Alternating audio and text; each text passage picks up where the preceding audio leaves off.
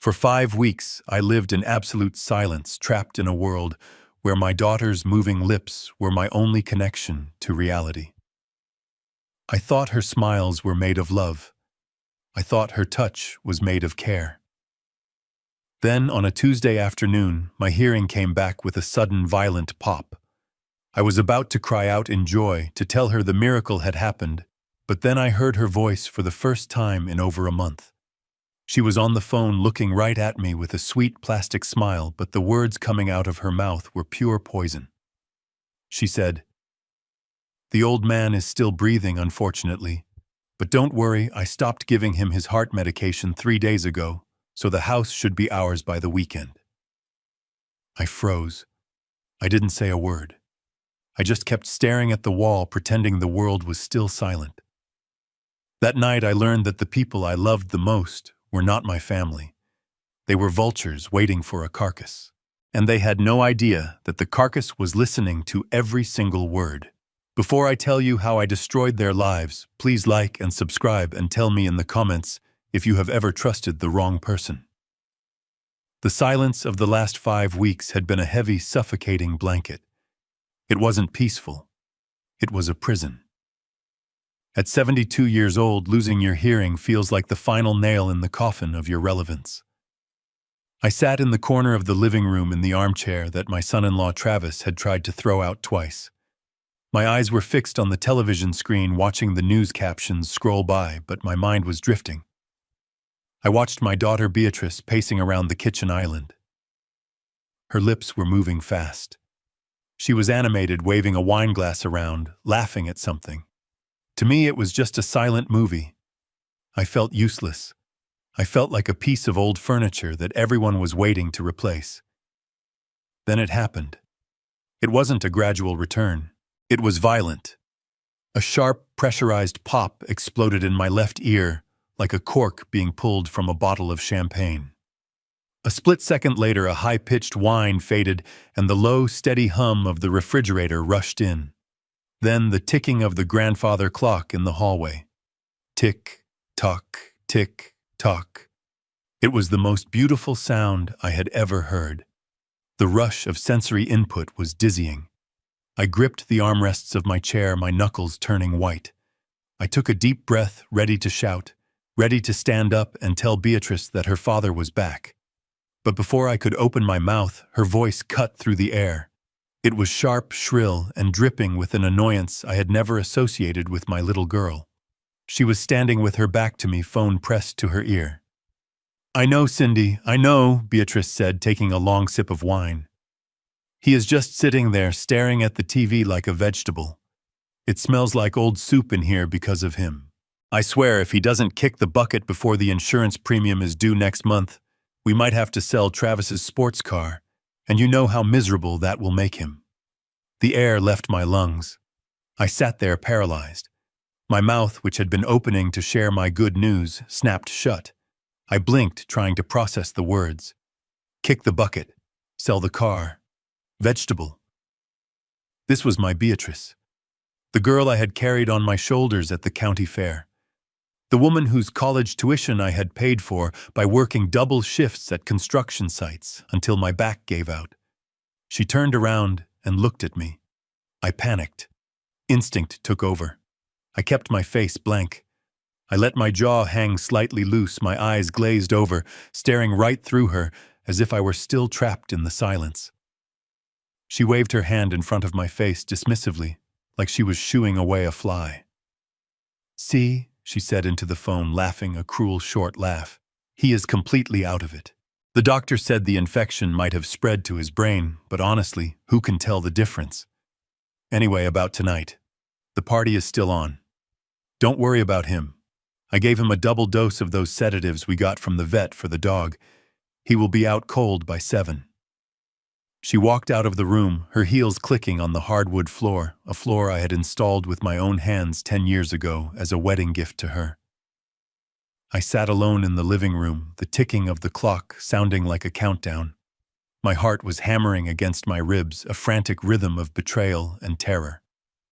Sedatives from the vet. She was drugging me. For a moment I wanted to stand up and rage. I wanted to grab her by the shoulders and ask her why. But 40 years in the construction business had taught me one thing. You don't start swinging a sledgehammer until you know where the load-bearing walls are. If I confronted her now, she would deny it. She would gaslight me. She might even physically hurt me. I was an old man recovering from a severe infection, living in their house because I'd sold mine to help them. I was vulnerable. I needed to be smart. I needed to be a stone. I looked down at my hands. They were trembling not from age, but from a fury so cold it burned.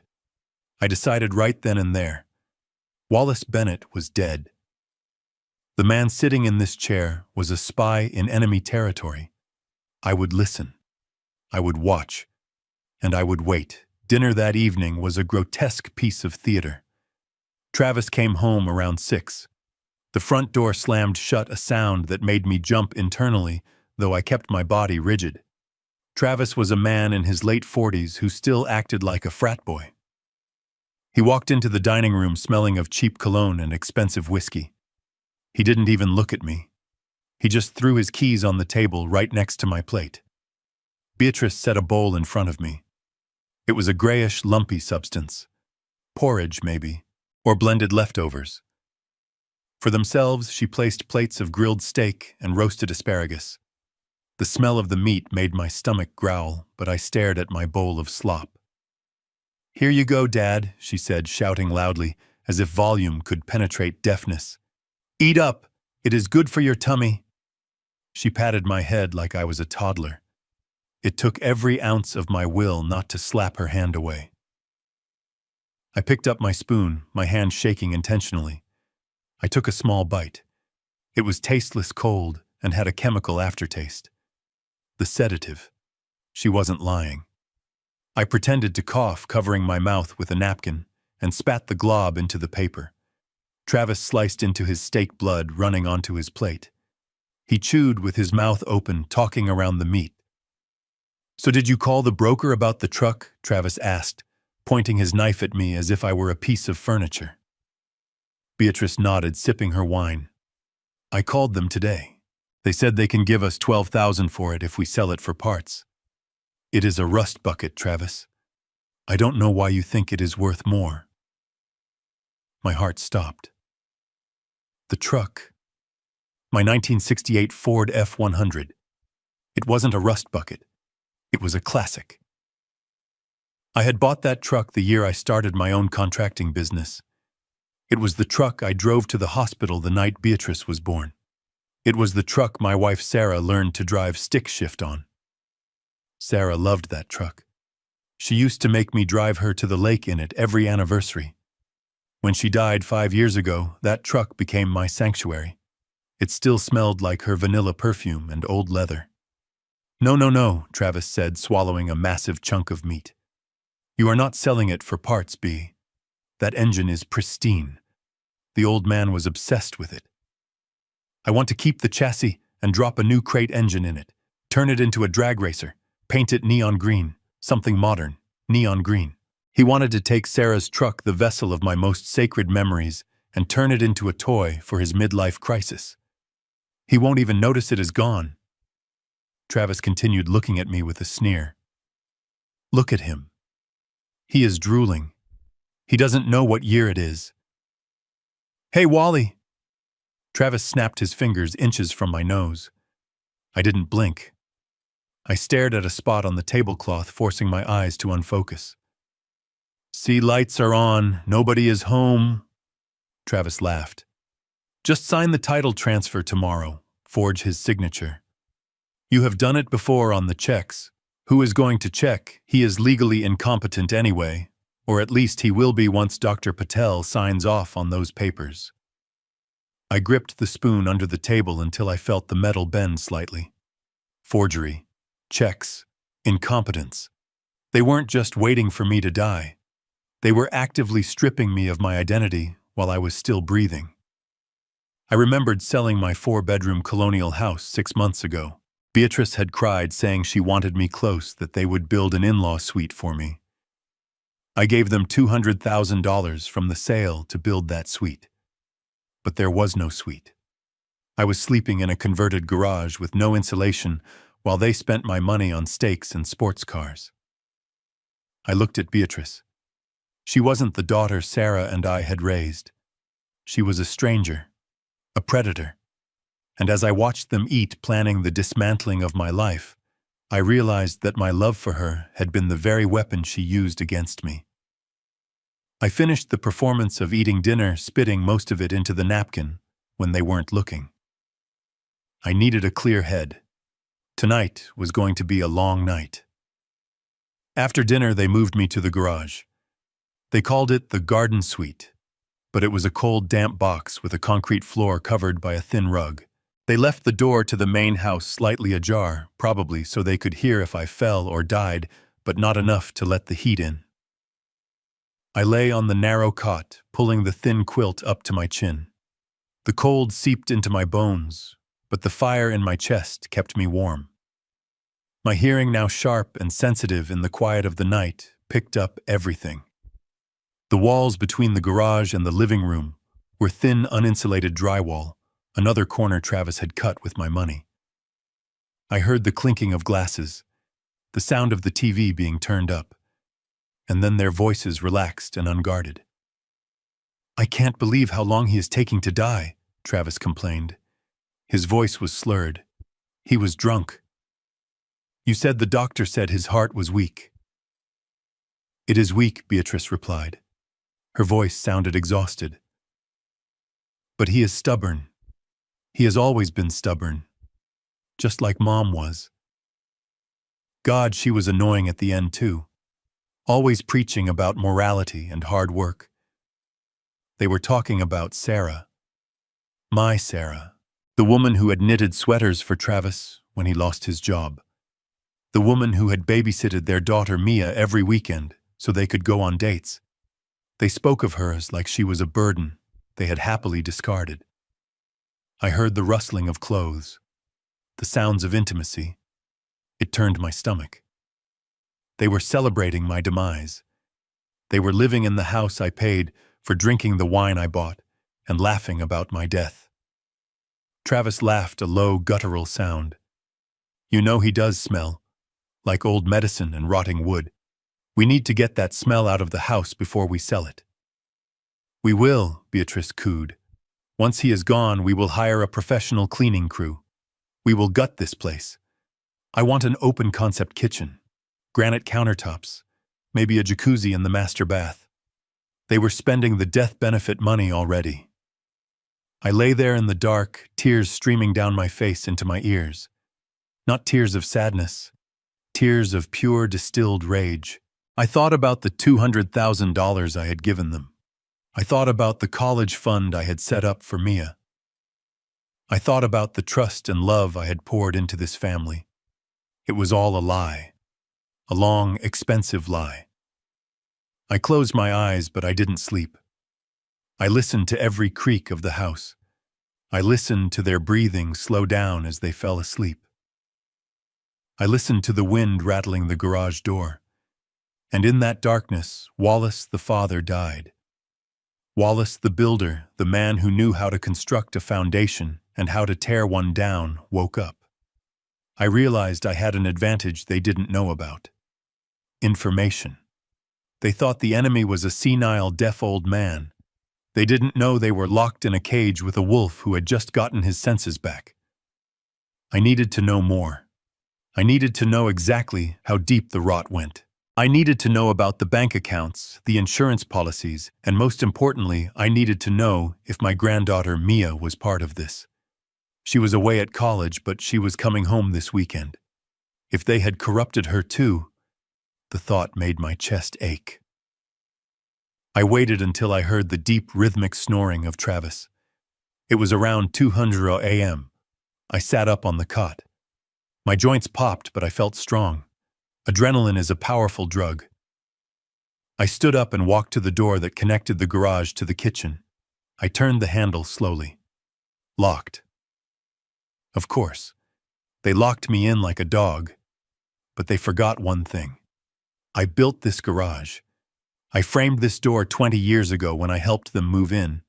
I knew the lock was a cheap interior privacy latch. I reached into my pocket and pulled out a thin, flat piece of metal, a shim I had found on the workbench earlier. I slid it into the jamb, wiggled it, and felt the click. The door opened silently. I stepped into the kitchen. It was warm. It smelled of the steak they had eaten without me. I walked to the counter where Beatrice kept her purse. My heart was pounding in my ears louder than the clock. I wasn't just an old man anymore. I was a ghost haunting my own life. I opened her purse. Inside, I found a notebook. Beatrice was old-fashioned. She wrote everything down. I flipped through the pages, shopping lists, party plans, and then I saw it. A page titled, Dad's Exit Strategy. My hands shook as I held it up to the moonlight streaming through the window. It was a list. 1. Switch heart meds to sugar pills done. 2. Get power of attorney signed, need notary. Jerry will do it for $500. 3. Sell the truck buyer coming Saturday. 4. Contact Sunny Meadows Hospice cheapest option. Sunny Meadows. I knew that place. It was a state-run facility 2 towns over. It had been in the news for abuse and neglect. It was a place where people went to rot in urine-soaked sheets. That was their plan for me. I put the notebook back exactly as I found it. I crept back into the garage and locked the door from the inside so it would look like it had never been opened. I lay back down on the cot. I stared at the ceiling beams. I had installed those beams. I knew exactly how much weight they could hold before they snapped. My family was putting too much weight on their lies. Tomorrow the game would begin. I would play the part of the deaf, senile fool. I would let them think they were winning. I would let them bring the notary. I would let them bring the buyer for the truck. And when they felt safe, when they felt victorious, I would bring the whole house down on top of them. The silence was over. It was time for the noise. The morning sun filtered through the singular grimy window of the garage, casting long, dusty shadows across the concrete floor that had become my bedroom. I sat on the edge of the cot, my joints stiff from the cold dampness that seeped through the thin mattress. My hearing was still sharp, painfully so.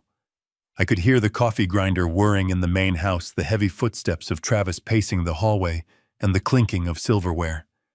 It was the soundtrack of a life I was paying for, but was no longer allowed to live. I checked my pocket to ensure the small, empty aspirin bottle I had fished out of the trash the night before was still there. It was my only weapon for the morning's battle. The door connecting the garage to the kitchen opened with a creak. Beatrice stepped in, carrying a tray. She was dressed in her yoga clothes, looking fresh and vibrant, a stark contrast to the gray, decaying world she had relegated me to. On the tray sat a single bowl of steaming greenish-brown sludge. The smell hit me before she even reached the cot. It was earthy, medicinal, and fundamentally wrong. It smelled like wet cardboard mixed with chemical cleaners. "Good morning, Dad," Beatrice chirped, her voice pitched high and loud, the way one speaks to a disobedient child or a dog. "I made you your special breakfast. The doctor said you need to keep your strength up. It is full of vitamins." She set the tray down on the small, wobbling workbench I used as a nightstand. I stared at the bowl. This was the delivery system. This was how they were keeping me docile, confused, and slowly dying. I looked up at her, keeping my face slack, my mouth slightly open, playing the part of the vacant, senile old man she believed me to be. "Eat it all," she commanded, pointing a manicured finger at the bowl. "I have to go to the store, and I want this bowl clean when I get back. Don't make a mess like yesterday." She turned to leave, but stopped at the door, pulling her phone out of her pocket. I saw her tap the screen, her face twisting into a sneer as she read a message. I realized she wasn't looking at me anymore. She thought I was in my own world. She muttered under her breath, loud enough for my rejuvenated ears to catch every syllable. "God, hurry up and die, old man. I am sick of playing nursemaid to a corpse." She walked out, leaving the door slightly ajar. I waited a beat, counting to 10 in my head. 1, 2, 3. I needed to act fast. I reached into my pocket and pulled out the empty aspirin bottle. My hands, usually steady from 50 years of handling hammers and saws, trembled slightly. Not from age, but from adrenaline. I scooped a large spoonful of the green sludge and forced it into the small bottle. It was thick and gelatinous. I managed to get 3 spoonfuls in before I capped it tight and shoved it deep into the pocket of my flannel pajama pants. Now for the performance. I needed a reason for the bowl to be empty, but I couldn't eat it. I lifted the bowl with both hands, feigning a tremor. I let my hands shake violently, the spoon clattering against the ceramic. I watched the sludge slosh over the sides. Then, with a calculated jerk of my elbow, I tipped the entire bowl onto the concrete floor. It splattered with a wet, heavy sound. I dropped the bowl on top of the mess, letting it crack down the middle. Then I let out a low, confused moan, the sound of an old man distressed by his own clumsiness. Beatrice came running back in. When she saw the mess, the mask of the loving daughter slipped completely. Her face contorted into pure, unadulterated rage. "You useless old idiot," she screamed. "I just cleaned that floor." She marched over and loomed above me. Her hand raised as if she were going to strike me. I flinched, not acting this time. I saw the violence in her eyes. She wanted to hit me. She wanted to hurt me. But she stopped herself, taking a deep, shuddering breath. She lowered her hand, smoothing her hair, remembering the script she had to follow. "It is okay, Dad," she said through gritted teeth, her voice tight and strained. "It was an accident. Just sit there. Don't move. Do not move." She turned and stomped back into the kitchen to get cleaning supplies. I sat frozen, my heart hammering against my ribs. I had the sample. I had the proof. But the game was getting dangerous. The violence was bubbling just beneath the surface. While she was gone, I heard another voice. It was Travis. He must have walked into the kitchen while Beatrice was grabbing the mop. His voice was booming, confident, the voice of a man who thought he had just won the lottery. "Babe, stop worrying about the mess," Travis said. "I just got off the phone with the creditor. I told him the transfer is pending. We are good." Beatrice's voice drifted back, accompanied by the sound of running water. "You told him pending, Travis. We don't have the cash yet. If that check bounces, they are going to repossess the car and the house." "Relax," Travis laughed.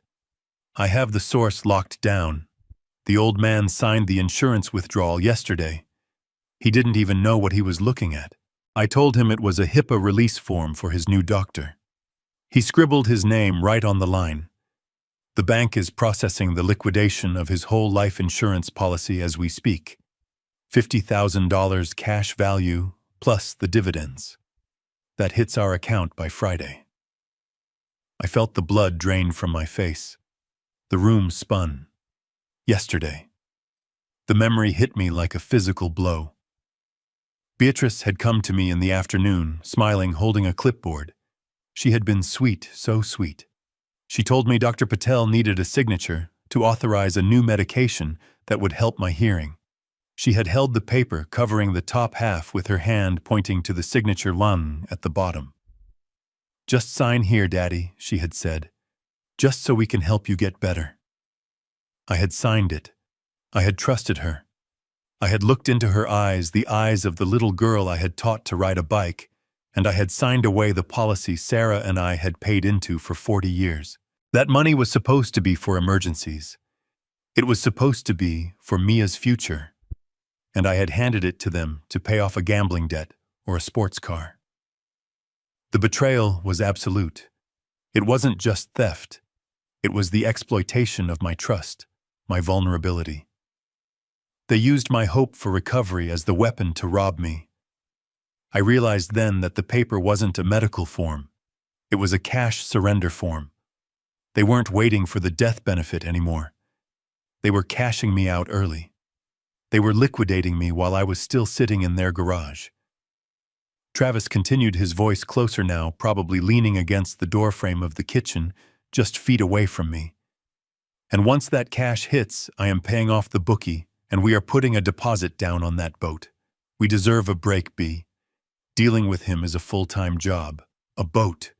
They were cashing out my life's safety net to buy a boat. I looked at the broken bowl on the floor. I looked at my trembling hands. I wasn't just a victim to them. I was a resource. A piggy bank they were smashing open. Beatrice walked back into the garage with a bucket and a mop. She looked at me with cold, dead eyes. Travis says hi, she lied effortlessly. He is working so hard to take care of us. You are lucky to have a son-in-law like him. I stared at her. I looked at the woman who was actively scrubbing my breakfast off the floor, knowing she had just poisoned me, knowing she had tricked me into funding her husband's toys. I wanted to scream. I wanted to tell her that I built the house she was standing in. I wanted to tell her that I knew about the insurance. But I forced myself to remain silent. I forced my face to remain blank. The sample in my pocket felt heavy like a stone. I had the poison. Now I knew about the theft, but knowledge wasn't enough. I needed to stop the transfer. I needed to secure the assets before Friday. Beatrice finished mopping. She didn't offer me more food. Since you wasted that, you can wait until lunch, she snapped. Maybe being hungry will teach you to hold a spoon. She walked out and locked the door behind her. The click of the lock echoed in the silence. I was a prisoner in my own home. But they had made a fatal mistake. They thought they had stripped me of everything. They thought they had taken my money, my dignity, and my future. But they had forgotten who I was. I was Wallace Bennett. I had survived recessions, job site accidents, and the death of my wife. I had built skyscrapers from blueprints. I knew how to navigate a disaster. I waited until I heard their car pull out of the driveway 10 minutes later. They were going to brunch, celebrating their incoming windfall. I stood up. I didn't tremble this time. I walked to the workbench where I had hidden my old tool belt. Deep inside one of the pouches wrapped in a rag was a spare key to the back door of the main house. I had hidden it there years ago just in case. It was time to go inside. It was time to find that paper trail. I needed to see exactly what I had signed, and I needed to find a way to contact the insurance company before Friday. The soup sample in my pocket was the first nail in their coffin. The insurance fraud would be the second. I unlocked the back door and stepped into the warmth of the kitchen. The house was quiet, but it wasn't empty. It was filled with evidence, and I was going to find it all. The front door opened with a hesitation that broke my heart before I even saw who was standing there. It was Friday afternoon, the time my granddaughter Mia usually burst in with a bag of dirty laundry and stories about her classes. But today, the door creaked slowly, as if she were entering a funeral home. I sat in my usual corner of the living room, slumped in the armchair, staring blankly at a commercial for life insurance on the muted TV. My body was still, but my ears were straining, locking onto the sounds coming from the foyer. Mia stepped inside, dropping her backpack with a heavy thud. She looked thinner, her eyes rimmed with red, her shoulders hunched under a weight no 18-year-old should have to carry. I wanted to call out to her. I wanted to ask her how her midterms went. I wanted to tell her that I had missed her. But before she could even take off her coat, Beatrice materialized from the kitchen, like a spider sensing a vibration in its web. My daughter didn't hug her child. She didn't ask if she was hungry. She grabbed Mia by the upper arm, her fingers digging into the fabric of her jacket, and dragged her into the hallway, just out of my line of sight, but perfectly within my hearing range. "You are late," Beatrice hissed, her voice low and venomous. "We have an appointment with the bank manager on Monday, and I need that paperwork signed today." "Mom, I can't." Mia's voice was trembling, barely a whisper. "It feels wrong. He doesn't know what he is signing. You are asking me to trick him." Beatrice laughed, a dry, humorless sound that reminded me of dry leaves scraping against pavement. "Trick him, Mia, grow up. We are surviving. Do you know where your tuition money went this semester?" It went to his medical bills. It went to the special food he needs. It went to keeping the heat on in this house so he doesn't freeze to death. Lies. All lies. I had paid off this house years ago. My pension covered more than my share of the utilities, and the special food was the garbage sludge she had tried to force-feed me this morning.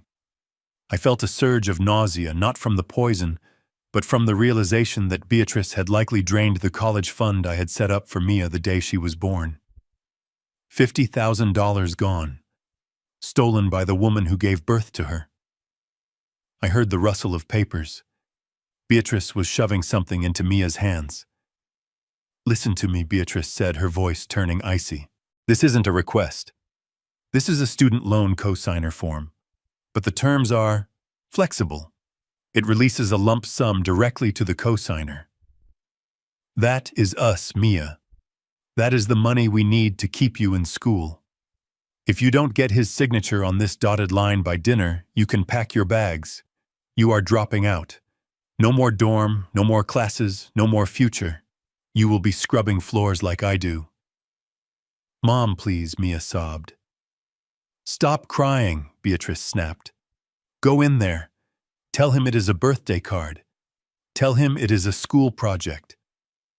I don't care what you tell him. Just get the pen in his hand and guide it. He is a vegetable, Mia. He won't remember it 10 seconds later. Do it or you are on the street." Beatrice shoved Mia toward the living room. I quickly relaxed my face, letting my jaw go slack, my eyes unfocused. I stared at the dust motes dancing in the afternoon light, my heart breaking for the girl who was being used as a pawn in her mother's game of greed. Mia walked into the room. She stood there for a moment, just watching me. I could hear her ragged breathing. She wiped her face with her sleeve, trying to compose herself. She walked over and knelt beside my chair. She smelled of rain and cheap campus coffee, a scent that reminded me of the days I used to drive her to school, slipping her extra lunch money so she could buy the good cookies. "Hi, Grandpa," she whispered, her voice thick with tears. I didn't react. I kept my gaze fixed on the wall. She placed a hand on my knee. Her hand was shaking. "Grandpa, I am so sorry," she said, choking on the words. "I don't want to do this. Mom says we need the money. She says you would want to help me." She placed a clipboard on my lap. I looked down, moving my head slowly, mechanically. It wasn't a student loan form. My eyes, still sharp despite my age, scanned the fine print instantly. It was a home equity line of credit application. A second mortgage. They were trying to leverage the only asset I had left, the equity in the house that was technically still in my name until the deed transfer went through. They weren't just stealing my cash. They were debt-loading my property, so that even if I survived, I would be destitute. Mia held out a pen. Her hand was trembling so badly, she nearly dropped it.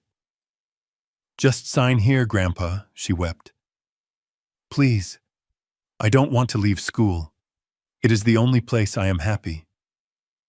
I looked at her, and I looked at the girl who used to sit on my lap while I read her architectural blueprints, asking me why buildings didn't fall down. I saw the terror in her eyes. She was a victim here, just as much as I was. Beatrice had weaponized her education, her future, to get to my wallet. I couldn't sign.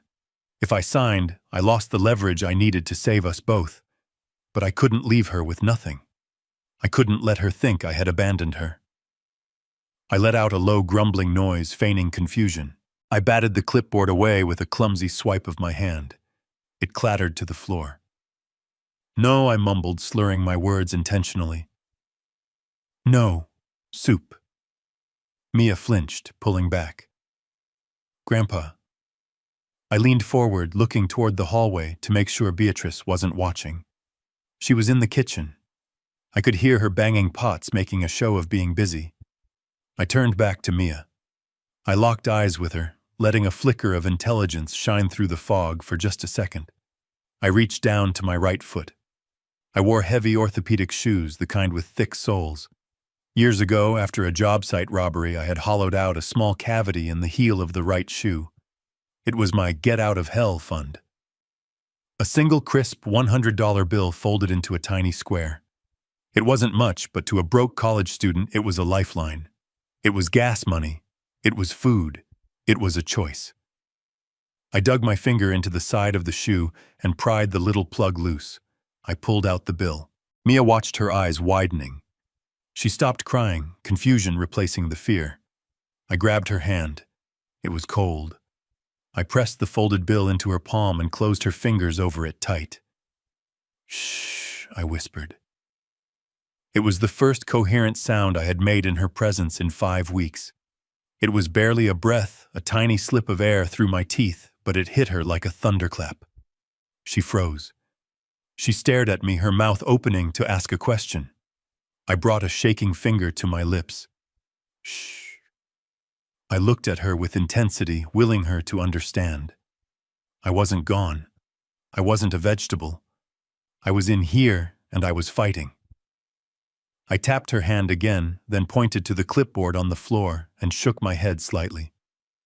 "Don't sign." Mia looked at the money in her hand. Then she looked at the clipboard. Then back at me. A realization dawned on her face. She sniffled, wiping her nose, and nodded. A tiny, imperceptible nod. She shoved the money into her pocket. Then she stood up. She grabbed the clipboard off the floor. She took a deep breath, and her posture changed. She looked less like a scared child, and more like the granddaughter of a man who had built skyscrapers. She didn't sign it, she whispered, playing along with my silence. She leaned down and kissed my forehead. "I love you, Grandpa," she said softly. Then she turned and walked into the kitchen. I strained my ears, Aishu, to hear the explosion. "Did he sign it?" Beatrice asked, her voice sharp and eager. "No," Mia said, her voice flat. "He knocked it onto the floor. He spilled tea on it." "He doesn't know what a pen is, Mom. He is gone." "What do you mean he didn't sign it?" Beatrice shrieked. "Give me that!" But I heard the sound of paper ripping. "It is ruined," Beatrice yelled. "You stupid girl! You couldn't even get a signature from a drooling old man. That was $50,000, Mia." "I don't care," Mia shouted back, and I felt a surge of pride in my chest. I am not going to trick him. If you want the money, you get it. But I am not doing your dirty work, and I am going back to school. I will figure out the tuition myself. I will get a second job. But I am not helping you steal from him. There was a slap, a sharp cracking sound. "Get out!" Beatrice screamed. "Get out of my house! If you walk out that door, don't you dare come back asking for a dime!" I heard footsteps running to the front door. The door slammed. Mia was gone. She was safe. She had the $100, and more importantly, she had her integrity. But now I was alone in the house with a woman who had just lost her easy payday. Beatrice stormed into the living room. Her face was red, her chest heaving. She looked at me with pure hatred. She didn't see a father. She saw a broken ATM. "Fine," she hissed at me, throwing the torn clipboard at my feet. "We will do it the hard way." She pulled out her phone and dialed a number. "Travis, get home. The girl is useless. We need to move up the timeline. Call Jerry. Tell him we are doing the notary thing tonight. I don't care what it costs. We are ending this tonight." She hung up and looked at me. "Happy birthday, Dad," she whispered, her eyes manic. "We are going to have a little party." I stared back, blank-faced, while inside the wolf was baring its teeth. She wanted a party, I would give her a party. I touched the pocket where the poison sample was hidden. The evidence was piling up. And tonight, the guest of honor was going to be Justice. The living room had transformed into a den of smoke and cheap lager. It was Friday night, and Travis had invited his crew over for poker. 4 men sat around my dining table, their heavy boots scuffing the hardwood floor I had laid with my own hands. The air was thick with the smell of cigars and the sour tang of spilled beer. I sat in my corner armchair, the designated prop for their evening entertainment, staring at the blank television screen while the chaos unfolded around me.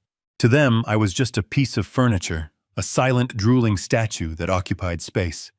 To me, they were targets. My hearing, sharp and unforgiving, picked up every grunt, every shuffle of the cards, and every insult they hurled in my direction. Travis was holding court, drunk on power and the anticipation of his incoming windfall. He dealt the cards with a sloppy flourish, laughing at a joke I hadn't caught. "Look at him," Travis slurred, gesturing toward me with a half-lit cigar. "The gargoyle. You could set a bomb off in here and he wouldn't flinch. He is just waiting for the Reaper." His friends laughed. It was a cruel, guttural sound. One of them, a man named Gary, who owed me money for a roofing job 10 years ago, shook his head. "Creepy," Gary muttered. "Doesn't he have a room? Why do you keep him out here?" "Beatrice keeps him out here so she can keep an eye on him while she cooks," Travis replied, taking a swig of beer. "Plus, it is fun to mess with him. Watch this." Travis reached into a bowl on the table.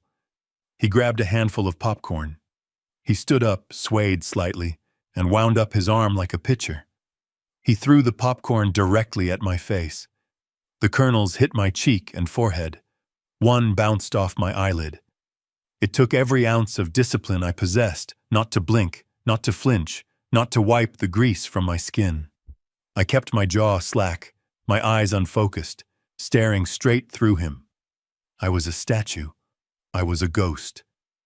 "Bullseye," Travis cheered, high-fiving the man next to him. "See, lights are on, nobody is home. The brain has left the building, boys." They roared with laughter. Beatrice walked in from the kitchen with a fresh six-pack. She saw the popcorn on my shirt and on the floor. She didn't scold Travis. She didn't apologize to me. She just sighed, stepped over my legs as if I were a rug, and set the beer on the table. "Don't make a mess, Travis," she said tiredly. "I don't want to sweep up later." She didn't care about my dignity. She only cared about her floor. She walked back into the kitchen, leaving me to the wolves. I focused my attention on the table. I needed to know who these men were. I recognized Gary. I recognized a mechanic from the edge of town. But there was one man I didn't expect to see in this crowd.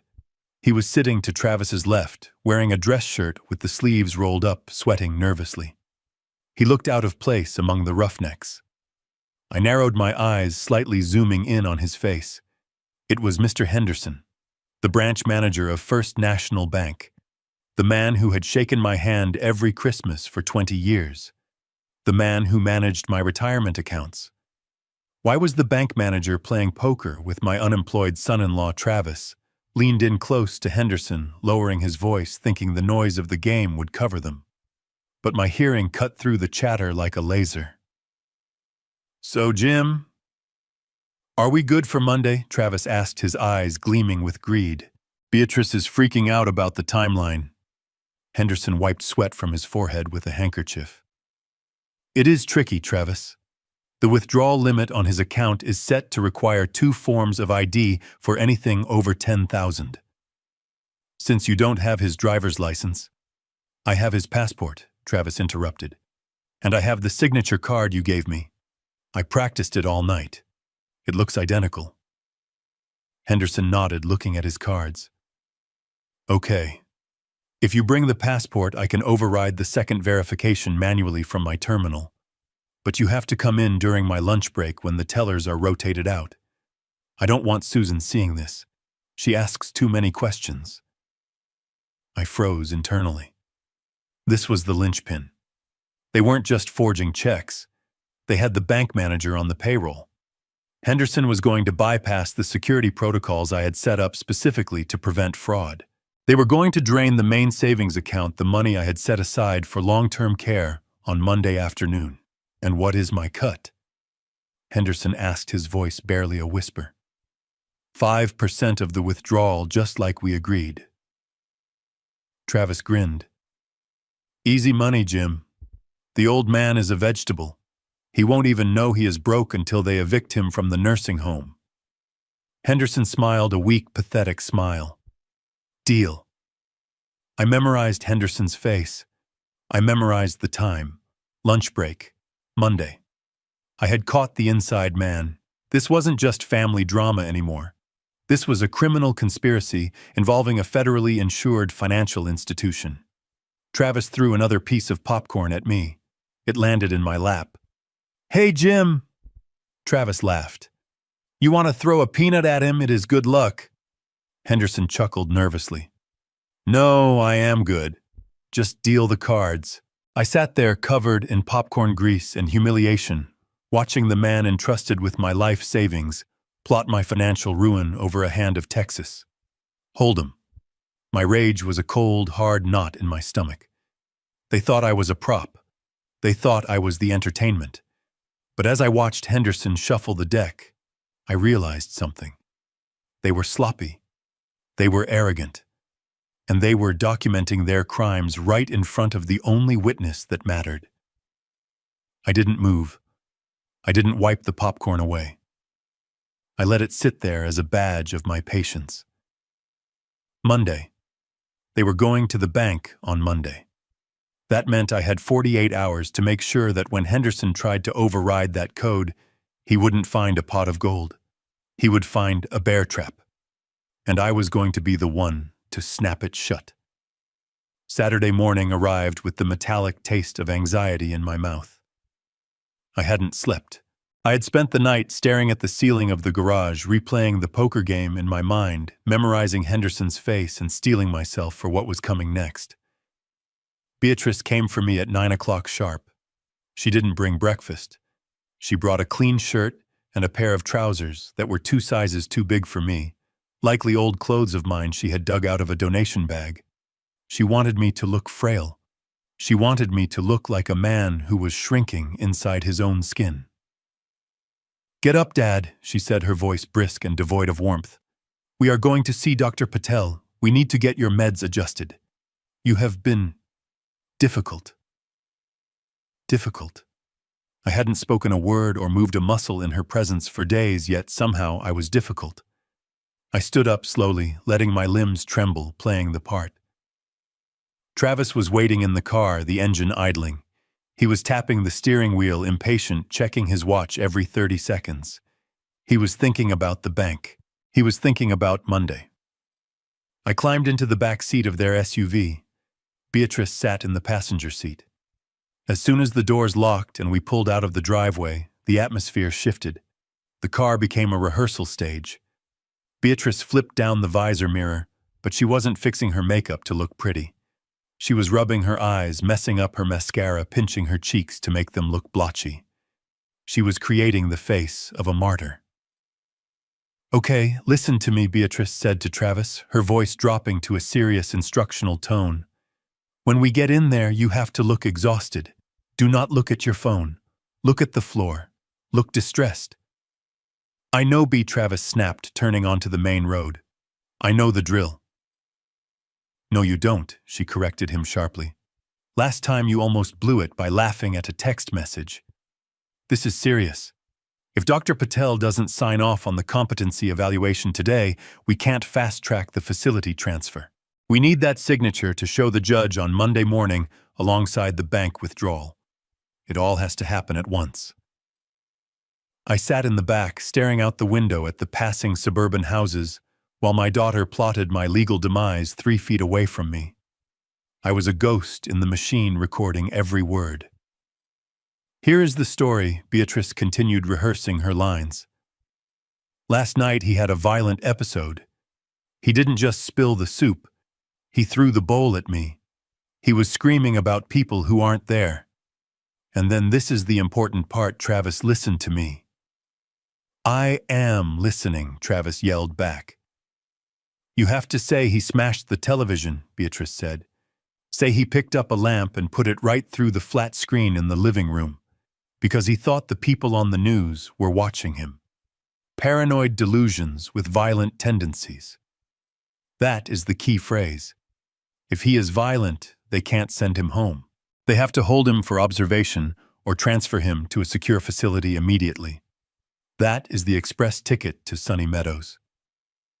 My blood ran cold. They weren't just lying about my health. They were fabricating a violent psychosis. They were painting me as a monster to justify locking me away in a hellhole. I thought about the TV in the living room. It was perfectly fine when I went to sleep.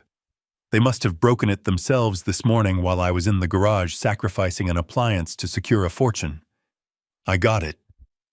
Travis grunted. He went crazy, smashed the TV, scared the hell out of Mia.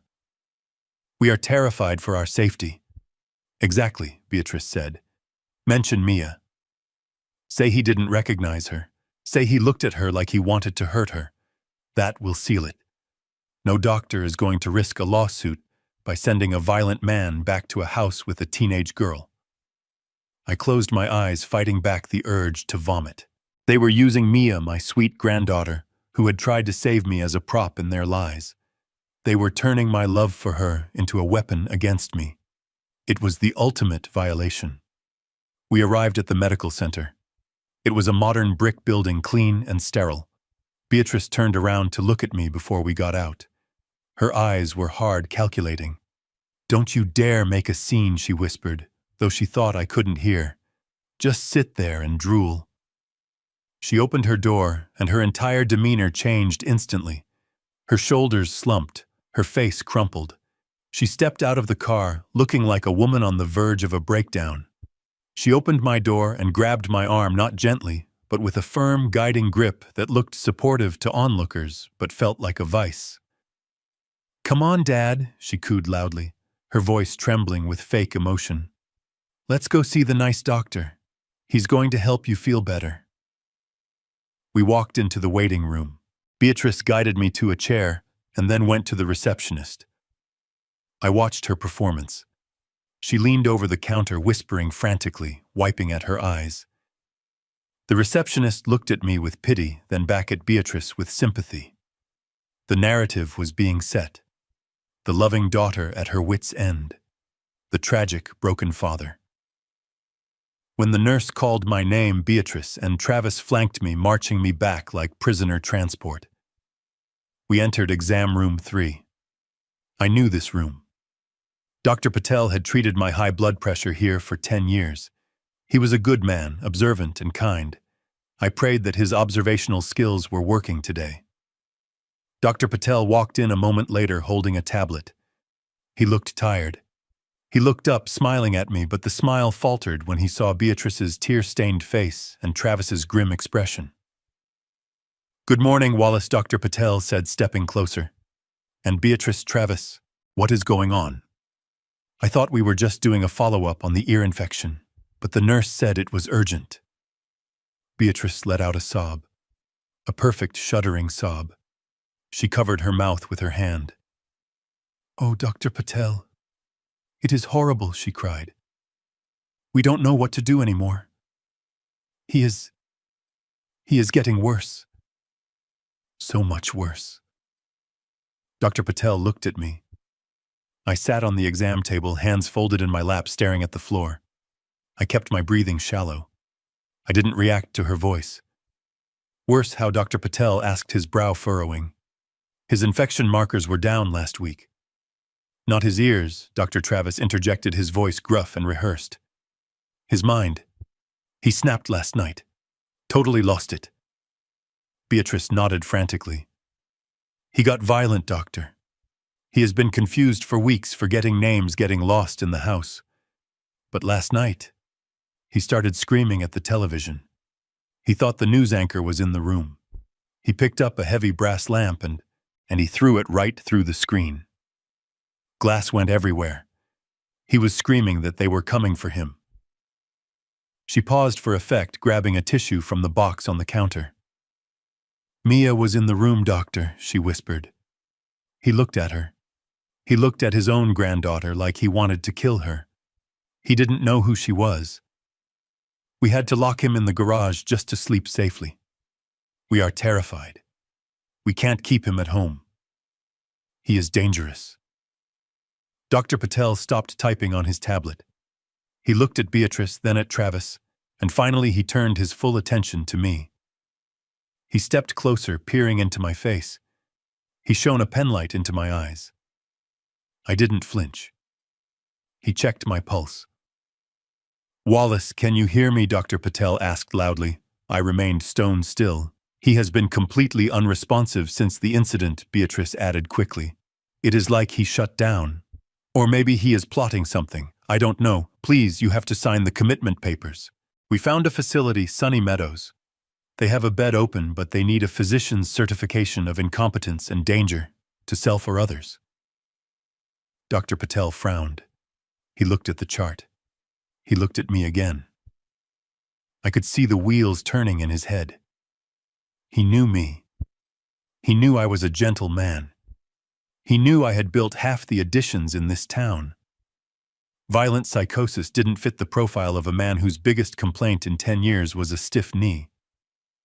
Sunny Meadows, Dr. Patel asked, his voice skeptical. "Beatrice, that facility has a very poor rating. And Wallace? He looks sedated, not psychotic. His pupils are sluggish." "We had to give him something," Travis blurted out, "to calm him down. We gave him some Benadryl." Dr. Patel looked at Travis. "Benadryl doesn't cause this level of pupil dilation." There was a silence. The air in the room grew thick. Beatrice sensed she was losing control of the narrative. She ramped up the drama. "Doctor, please," she wailed. "I am his daughter.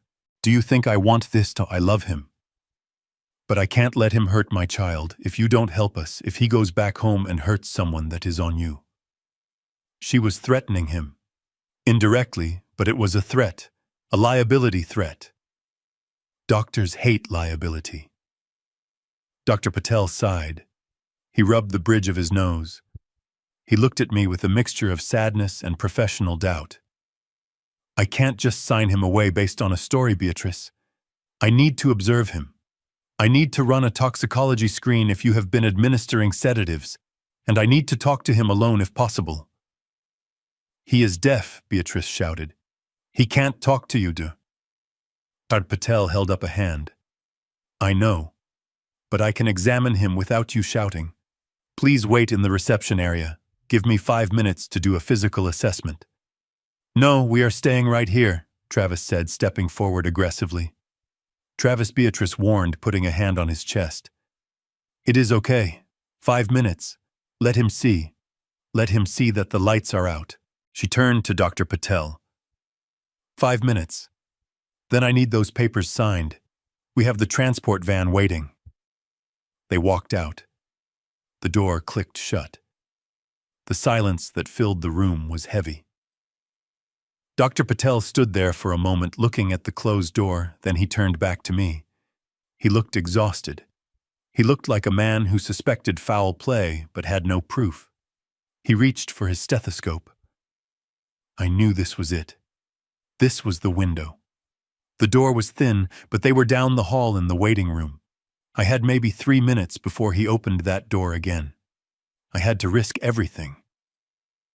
Dr. Patel leaned in to listen to my heart. His head was inches from mine. I took a breath. I didn't move my body. I didn't lift my head. I just waited for his ear to be close enough. Then I moved. Not violently.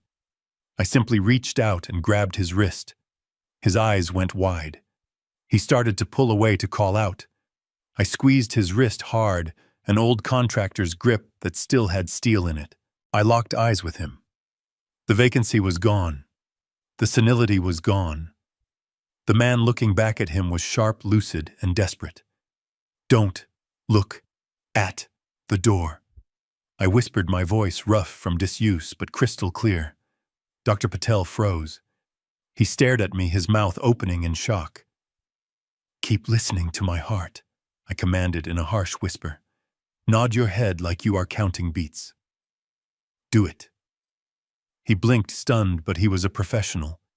He lowered his head again, pressing the stethoscope to my chest, but his eyes were locked on mine, wide with questions. "I can hear everything," I whispered, speaking fast and low. "They are poisoning me. They are putting heavy sedatives in my food. That is why my pupils are dilated. They didn't give me Benadryl. They are using veterinary tranquilizers." Dr. Patel's face paled. He moved the stethoscope to my other side, playing along. The TV isn't broken, I continued. I didn't attack anyone. They are trying to liquidate my assets by Monday. They forged my signature on the insurance yesterday.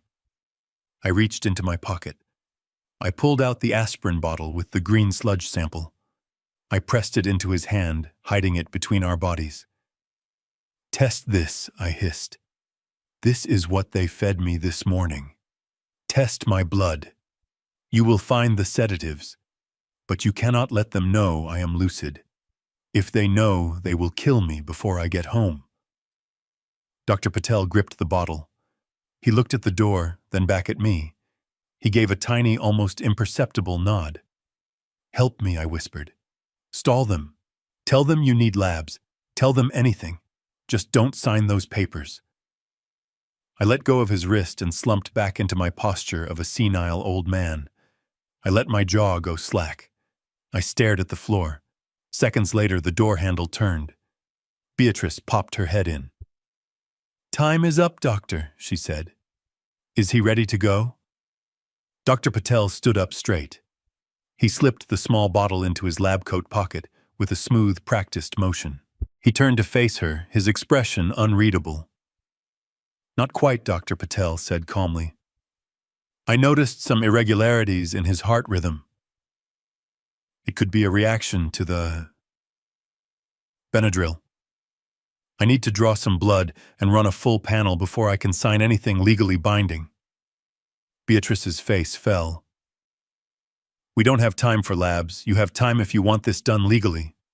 Dr. Patel said, his voice finding a new steeliness. I will put a rush on it. Results in 48 hours. Take him home, keep him calm. I will call you on Monday. Beatrice looked furious, but she was cornered. She nodded sharply. Fine. Monday. But if he breaks anything else, I am sending you the bill. She grabbed my arm and hauled me off the table. I stumbled, playing my part. But as I shuffled out the door, I felt a weight lift. I had an ally. And now I had a deadline. Monday. The same day as the bank heist. The clock was ticking, but for the first time I wasn't just watching the time pass. I was setting the alarm. The drive back to the house was suffocating.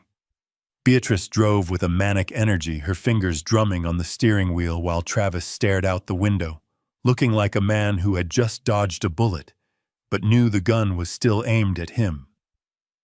I sat in the back, my head lolling against the cool glass, pretending to doze, but my mind was a tactical war room. Dr. Patel was on board.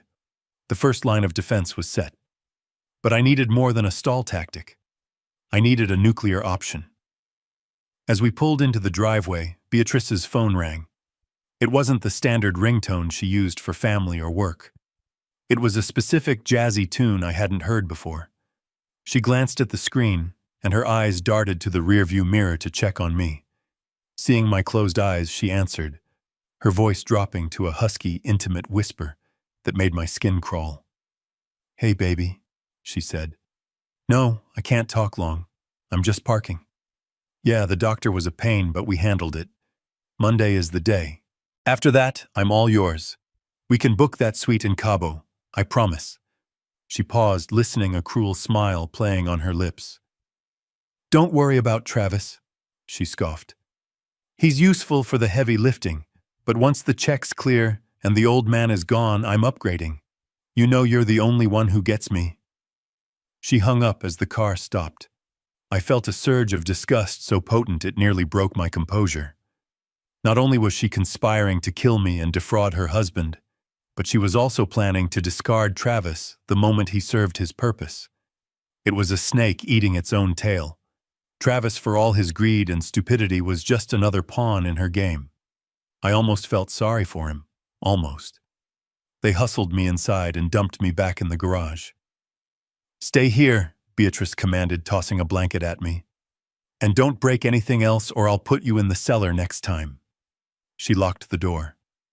I listened to their footsteps recede.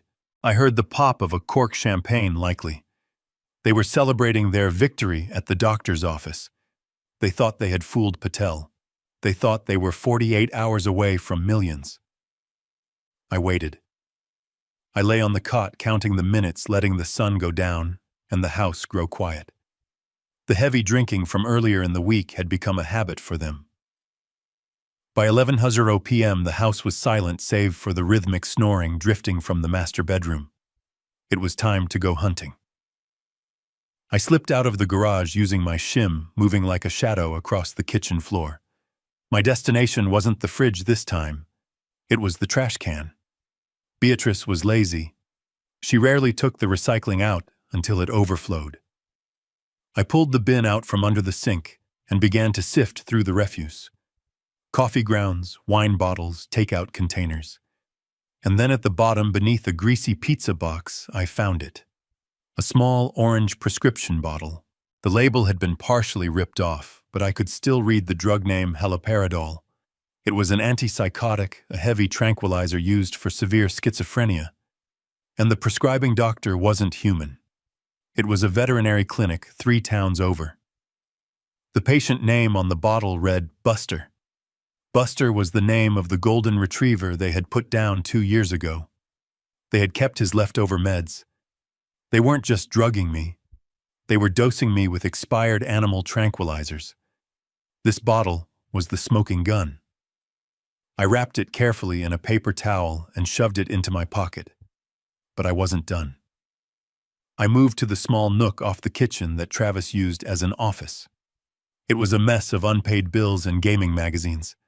I started opening drawers, careful to memorize exactly how the papers were stacked so I could return them perfectly. In the bottom drawer, buried under a stack of car magazines, I found a manila envelope marked Dad Facilities. I opened it. Inside were 2 brochures. The first was for Oakwood Gardens, a luxury assisted living community with gardens, chefs, and medical staff.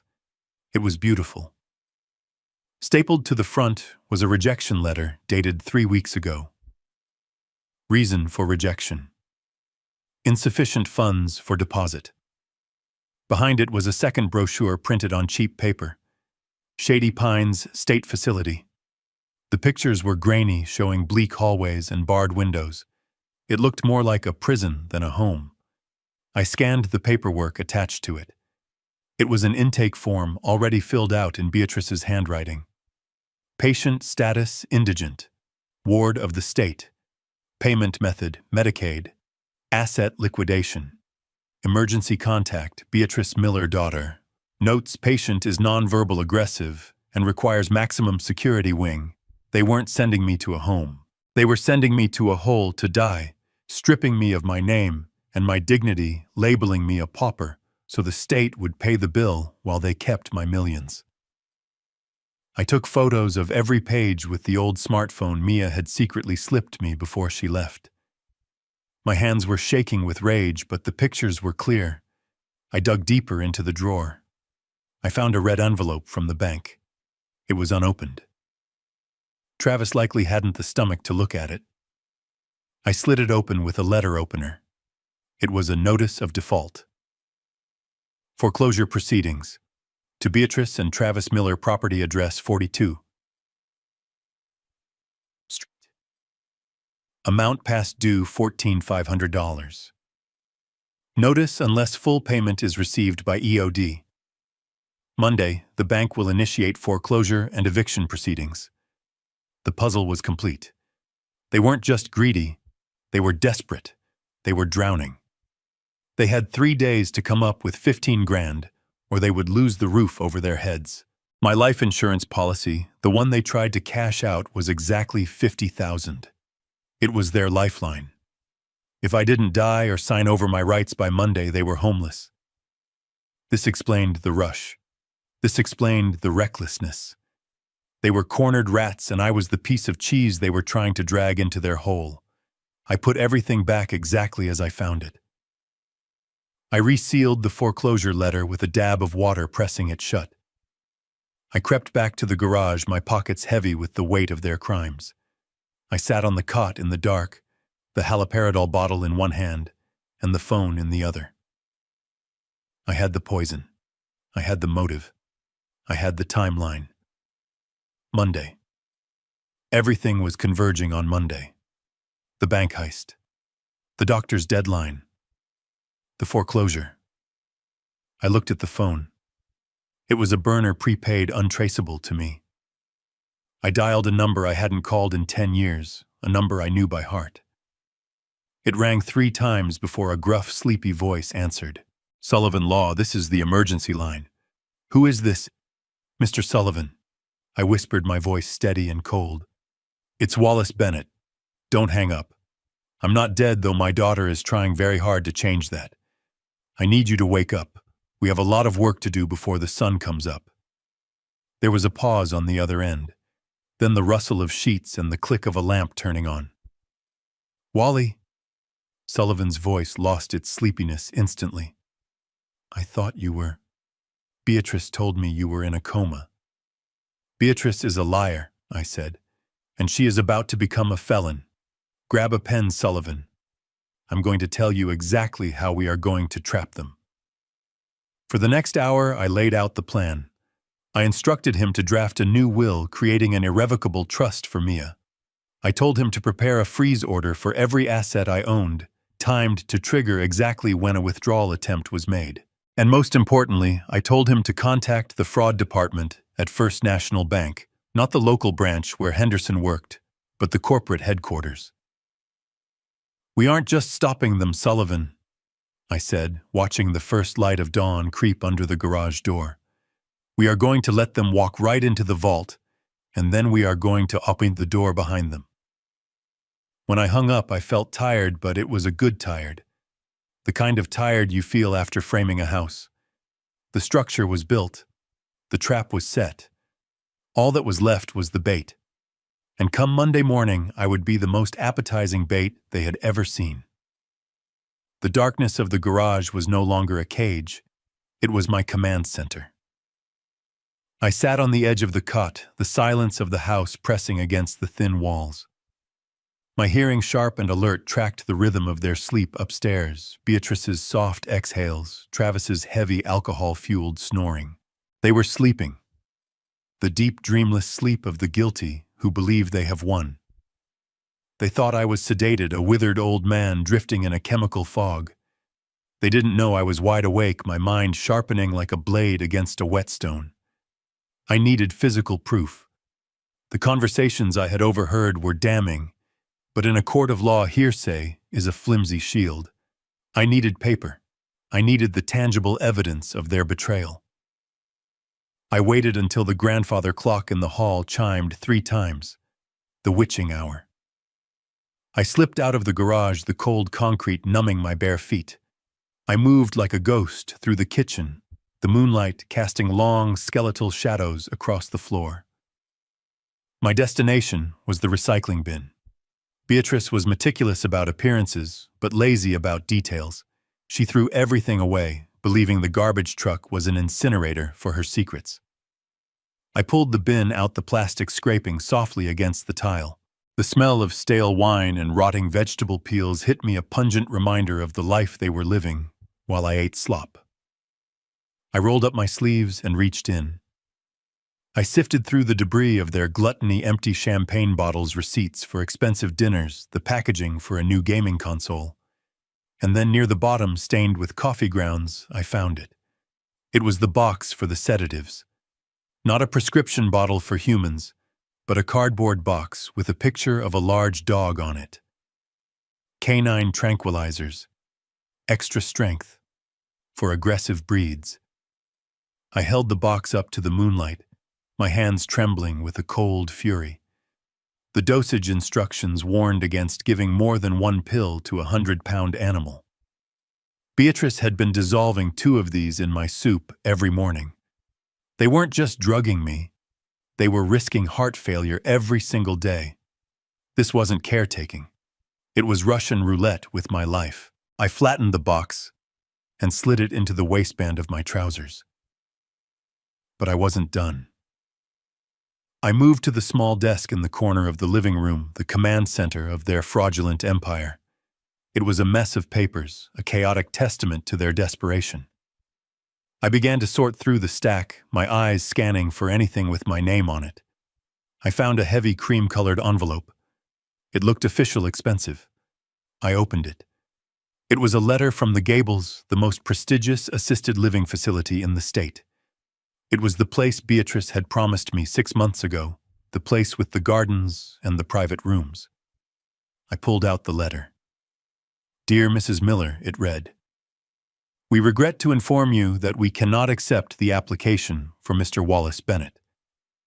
While his medical profile fits our criteria, the financial background check revealed insufficient funds to cover the deposit. Furthermore, the credit check on the guarantors, yourself and Mr. Chomutsong, Travis Miller, returned multiple delinquencies, insufficient funds. I had given them $200,000 specifically for this.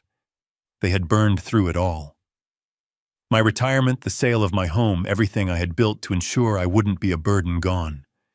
They had applied knowing they would be rejected just to keep up appearances, or perhaps they had hoped to pay the deposit with the money they planned to steal from the bank on Monday.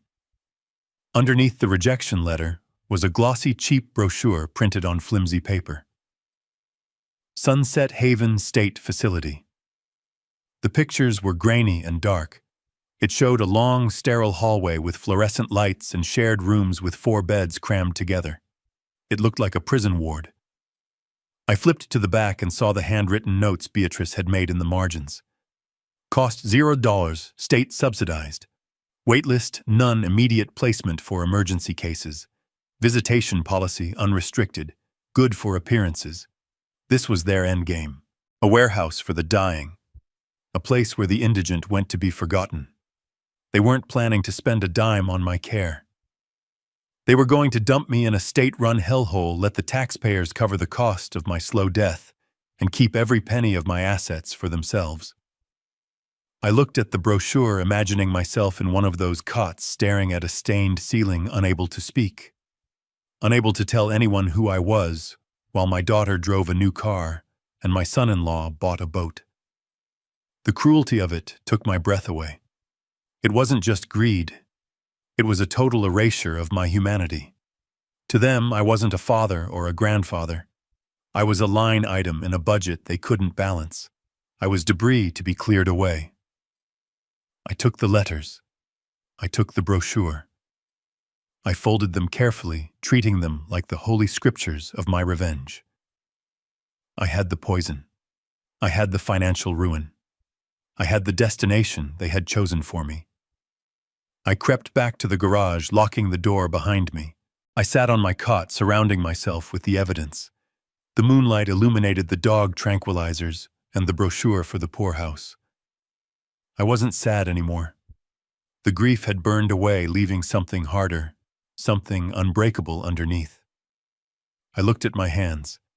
These hands had built foundations. They had framed houses. They had held a dying wife and a newborn daughter. They were strong hands, and now they held the dynamite that would blow this house of cards to the ground. I hid the papers inside the lining of my old suitcase. I lay back down, staring into the dark. Monday. It all came down to Monday. They thought they were sending me to Sunset Haven, but I was about to send them somewhere much, much worse. The evidence was gathered. The jury was seated in my mind. Now all I needed was to deliver the verdict. The garage was silent, save for the rhythmic dripping of a leaky pipe in the corner, a sound that would have driven the old Wallace mad, but now served as a metronome for my planning. I sat on the edge of the cot, my hands cupped around the object Mia had slipped into my shoe before she fled.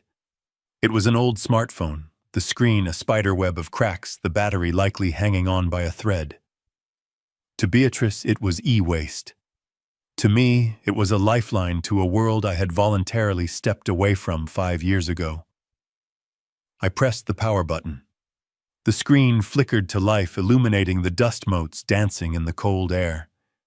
It had no service plan, but it connected to the house Wi-Fi automatically, a password I had set up myself years ago, and that Travis in his laziness had never bothered to change.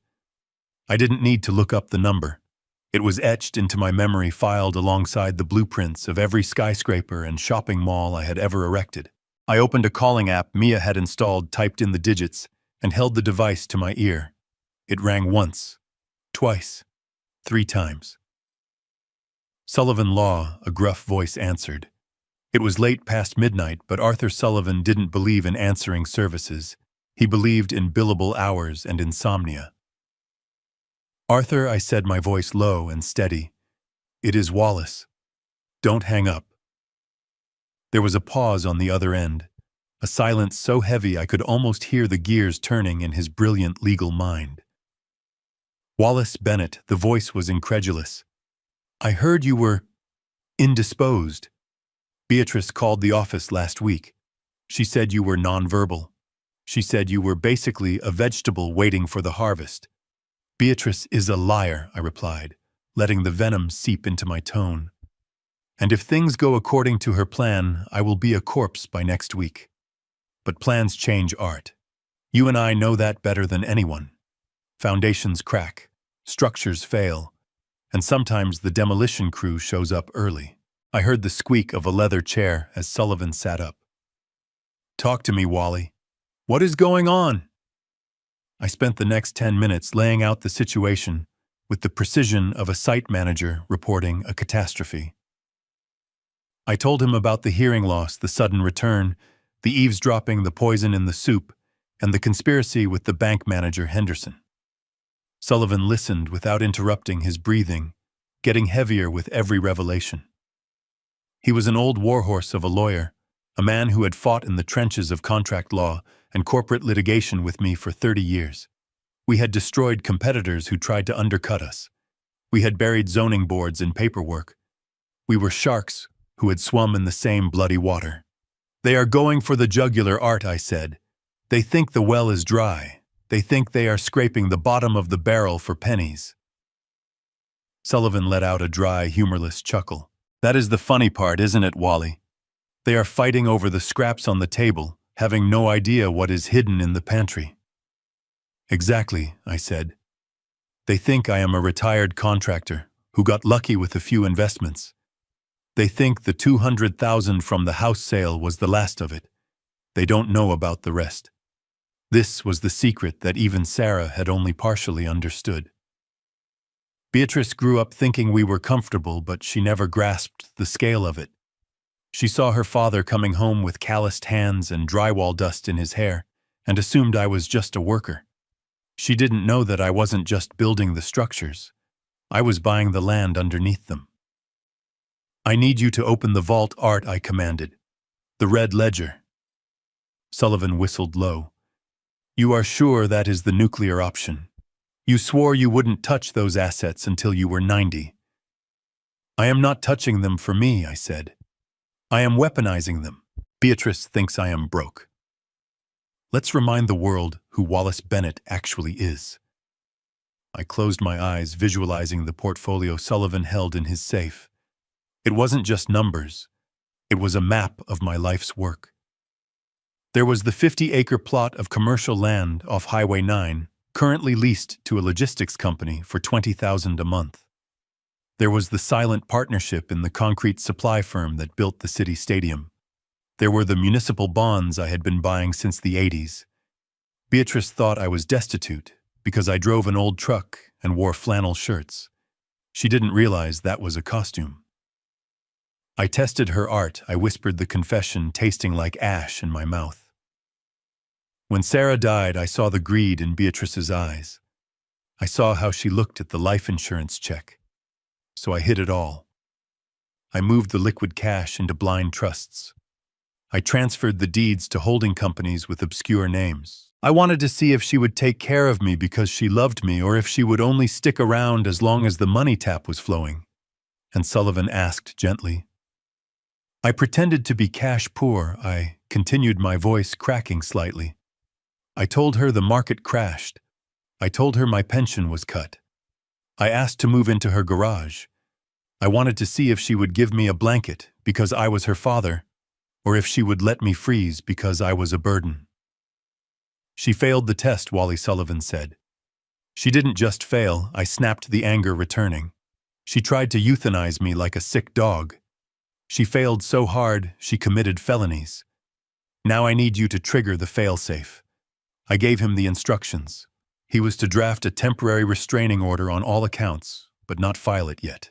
He was to prepare a new will, one that bypassed Beatrice entirely and placed everything, the land, the bonds, the hidden millions, into an irrevocable trust for Mia, accessible only when she turned 25, or upon the successful completion of a forensic accounting degree.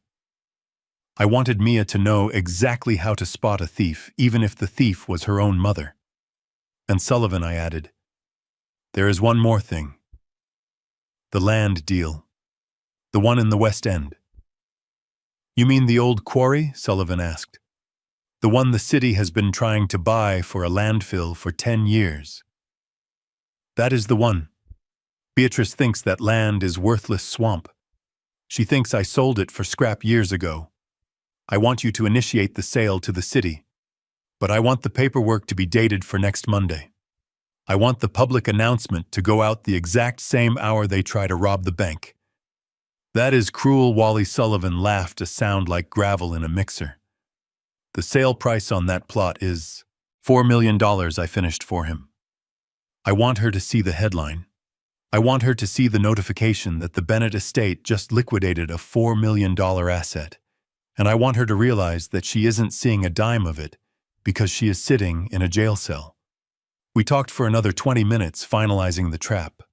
Sullivan would contact the fraud division at the bank's corporate headquarters. He would have a team of forensic accountants ready to audit Travis's sloppy books. He would have the police on standby, not for a welfare check, but for a sting operation. When I finally lowered the phone, the battery icon was blinking red. 1% remaining. It was enough. I had reconnected with my past to secure my future. I wasn't the helpless old man shivering in a garage anymore. I was the titan of industry who had reshaped the skyline of this city. I was the man who negotiated steel contracts with mobsters and came out ahead. Beatrice and Travis thought they were playing a game of checkers with a senile geriatric. They had no idea they had just sat down at a chessboard with a grandmaster who was willing to sacrifice his own queen, my heart, my love for my daughter, to checkmate the king. I hid the phone back in the heel of my shoe, sliding the insert into place. I lay back on the cot, the cold seeping into my bones, but it didn't bother me anymore.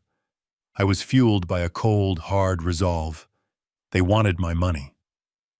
They were going to find out that my money was heavy, and when I dropped it on them, it was going to crush them flat. I looked at the door to the kitchen. Tomorrow was the party, the notary, the final insult. I closed my eyes and let a smile touch my lips. Let them come. Let them bring their notary. Let them bring their friends. I was ready to sign. I was ready to sign their warrants.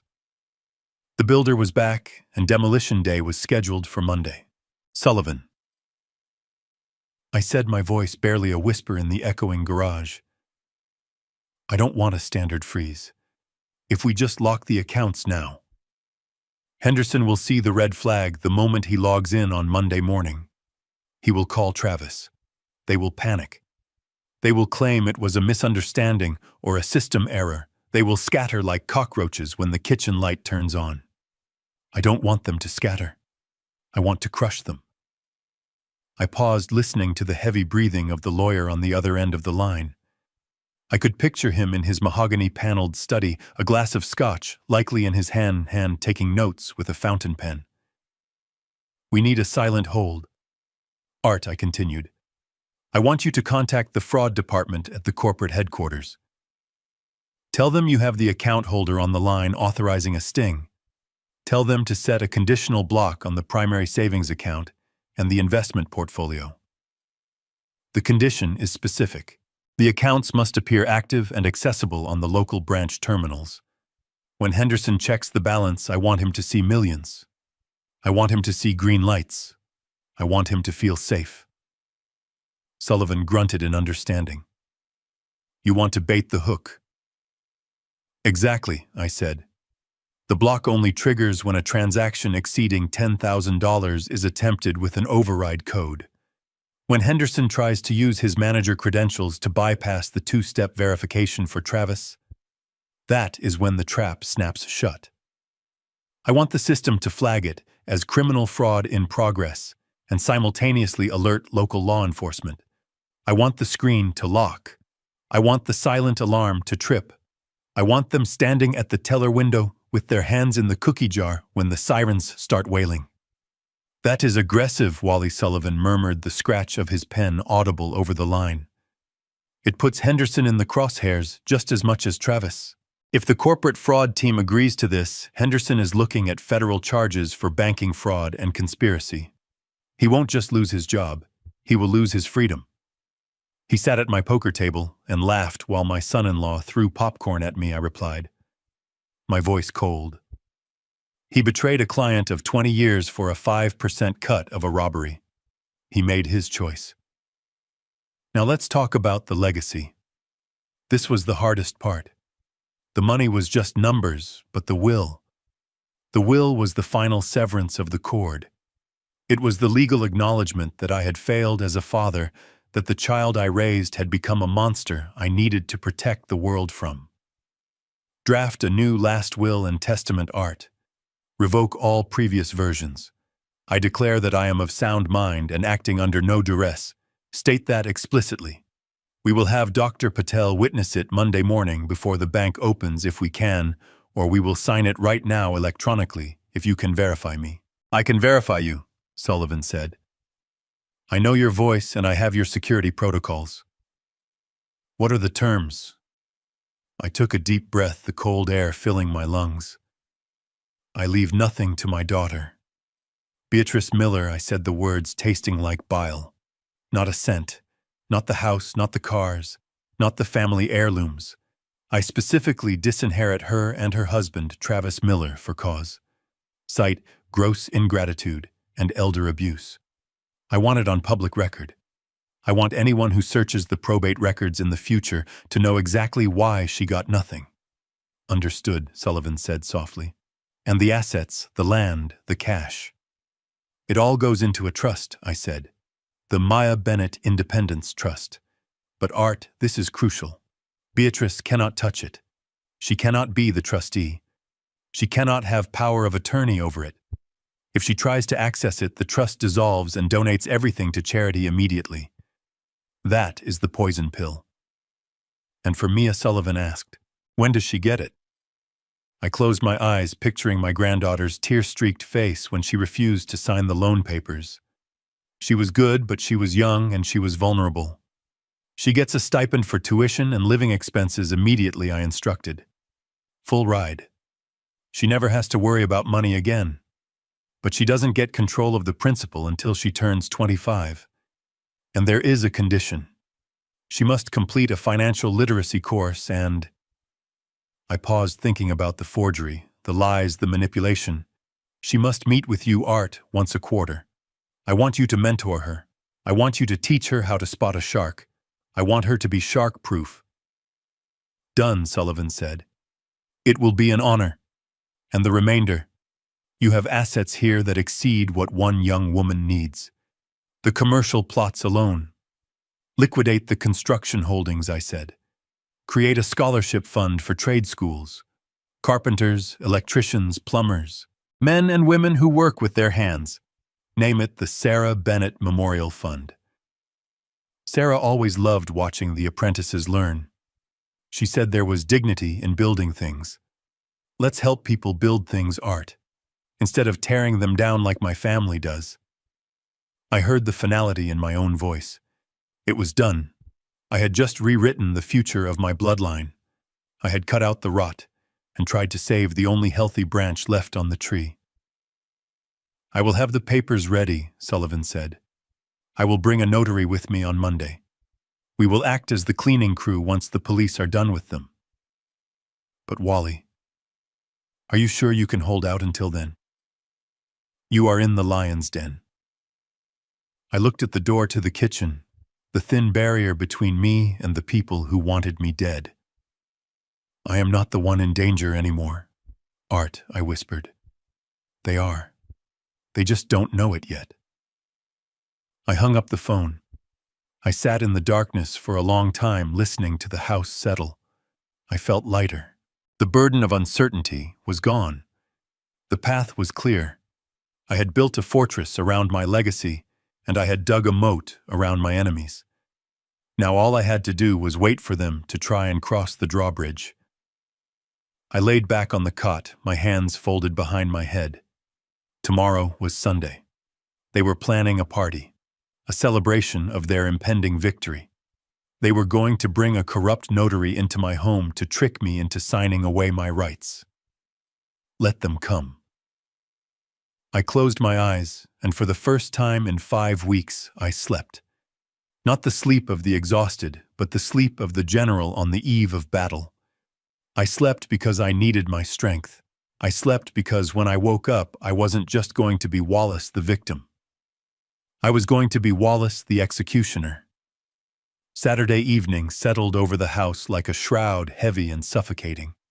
I remained in my chair in the living room, the designated spectator to my own demise.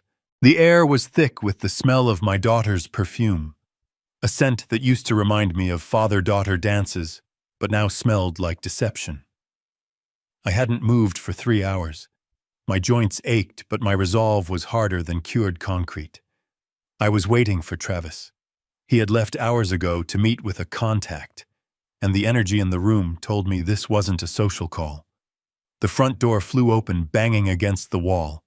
Travis strode in, his face flushed, his eyes wild with the kind of manic excitement that usually precedes a catastrophic mistake. He didn't just walk, he strutted.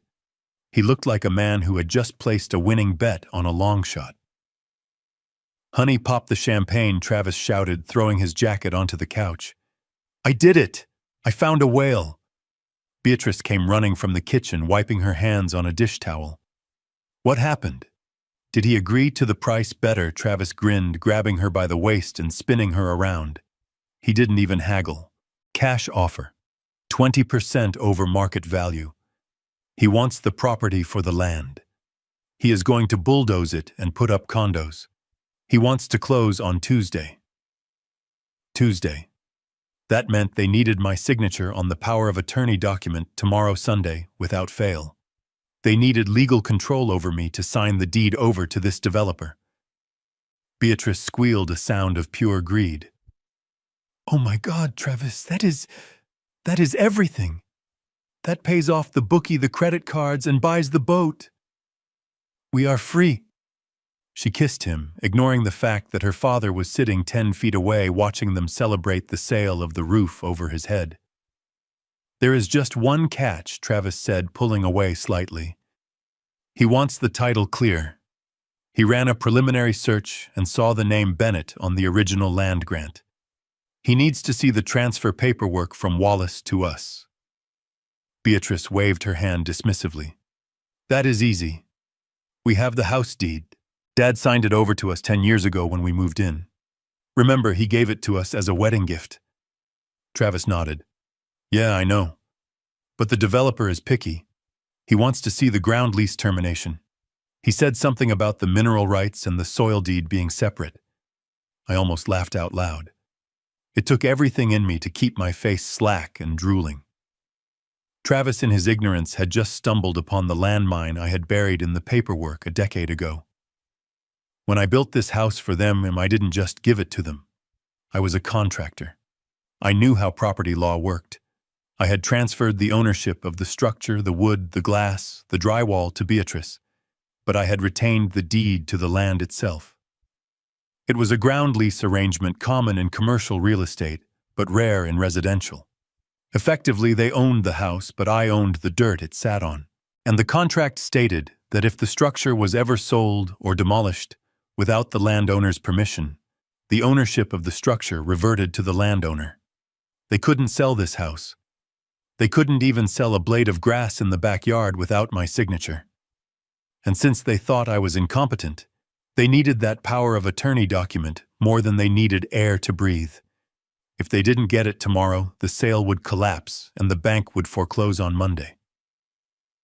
"We will get the signature tomorrow at the party," Beatrice said, her voice hard. "Jerry is coming at noon. We will put the pen in his hand." We will guide it. Once we have the power of attorney, we can sign the land transfer ourselves as his guardians. It is a technicality, Travis. Don't worry. Travis exhaled the tension leaving his shoulders. You are right. You are always right, babe. Let's drink. Let's celebrate. The old man is checking out, and we are cashing in. Beatrice went to the liquor cabinet, my liquor cabinet, and pulled out a bottle of Dom Perignon I had been saving for Mia's graduation. She popped the cork. The sound was like a gunshot in the quiet room. She poured 2 glasses overflowing with foam and handed one to Travis. They walked over to where I sat. They stood over me, looking down like royalty, inspecting a peasant. To Wallace, Travis said, raising his glass in a mock toast. The best silent partner a man could ask for. Thanks for the house, old man. And thanks for the boat. Beatrice clinked her glass against his. To freedom, she whispered, and to never having to smell soup and old medicine again. They drank. They laughed. They talked about the color of the leather seats on the boat they hadn't bought yet. They talked about putting me in the state facility on Tuesday morning, right before the closing. And as I watched them, as I listened to them toast to my destruction using my own champagne, something shifted inside me. The anger didn't vanish, but it cooled. It crystallized into something sharp and beautiful. I looked at Travis. I looked at Beatrice. And for the first time in 5 weeks, I broke character. I smiled. It wasn't a nice smile. It wasn't the smile of a loving father.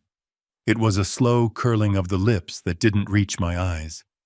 It was the smile of the wolf who realizes the trapdoor has just slammed shut behind the hunter. Beatrice saw it. She froze her glass halfway to her mouth. She frowned, leaning in closer. "Did you see that?" she whispered. He smiled. Travis looked down, uninterested. "It is just gas B, or a muscle spasm. He doesn't know what is happening." Beatrice stared at me for a second longer, a flicker of unease in her eyes. But then she shook it off. She wanted to believe the lie. She needed to believe it. "Yeah," she said, turning away. "Probably just gas." "He is happy to go, Travis. Even his body knows it is time to leave." They walked back to the kitchen to refill their glasses. I kept smiling at their backs. Enjoy the champagne, I thought. Because the hangover you are going to have on Monday is going to last for the rest of your lives. Tomorrow was the party. Tomorrow was the notary. And tomorrow I was going to give them a signature they would never forget.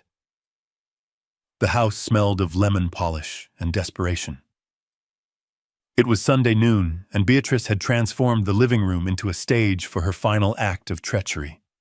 She had dressed me in a charcoal suit that hung loosely on my frame, a relic from my contracting days that she had dug out of the back of the closet.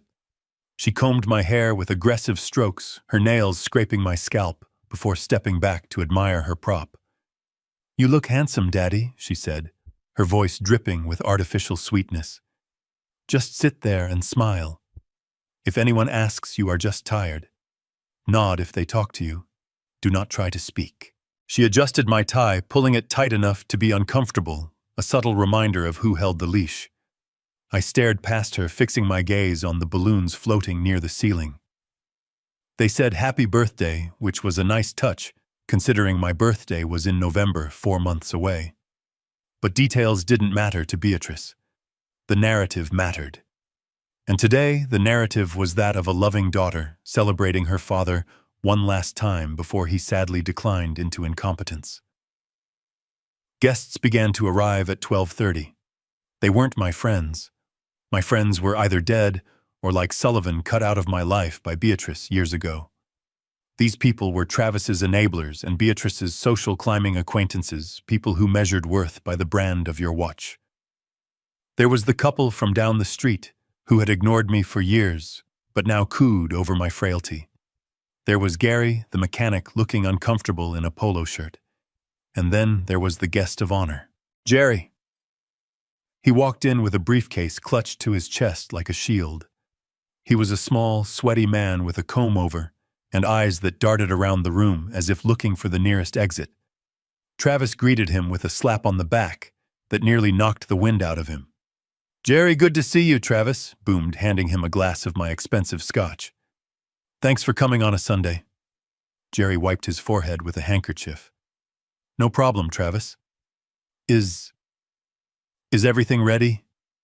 I have another appointment at 2. Yeah, relax," Travis whispered, though I heard him clearly over the jazz music Beatrice was playing. "We just need to cut the cake, get the signature, and you get your $500. I sat in the wingback chair, the designated throne of the birthday boy. People walked by, patting my shoulder or speaking to me in loud, slow voices. "Happy birthday. Wallace, looking good." Wallace, I didn't respond. I simply blinked, letting my mouth hang slightly open, playing the part of the vacant invalid to perfection. But my mind was upstairs. Directly above the living room was Mia's bedroom. I could hear thumping, muffled shouting. Beatrice had locked her in. Earlier that morning, Mia had tried to come downstairs. She had threatened to tell the guests the truth. Beatrice hadn't just argued with her. She had physically shoved her back into the room and drilled a screw into the doorframe from the hallway side. "She is sick," Beatrice was telling a neighbor nearby. "A stomach bug. Very contagious. We didn't want her infecting Dad." Lies on top of lies. I gripped the armrests of the chair.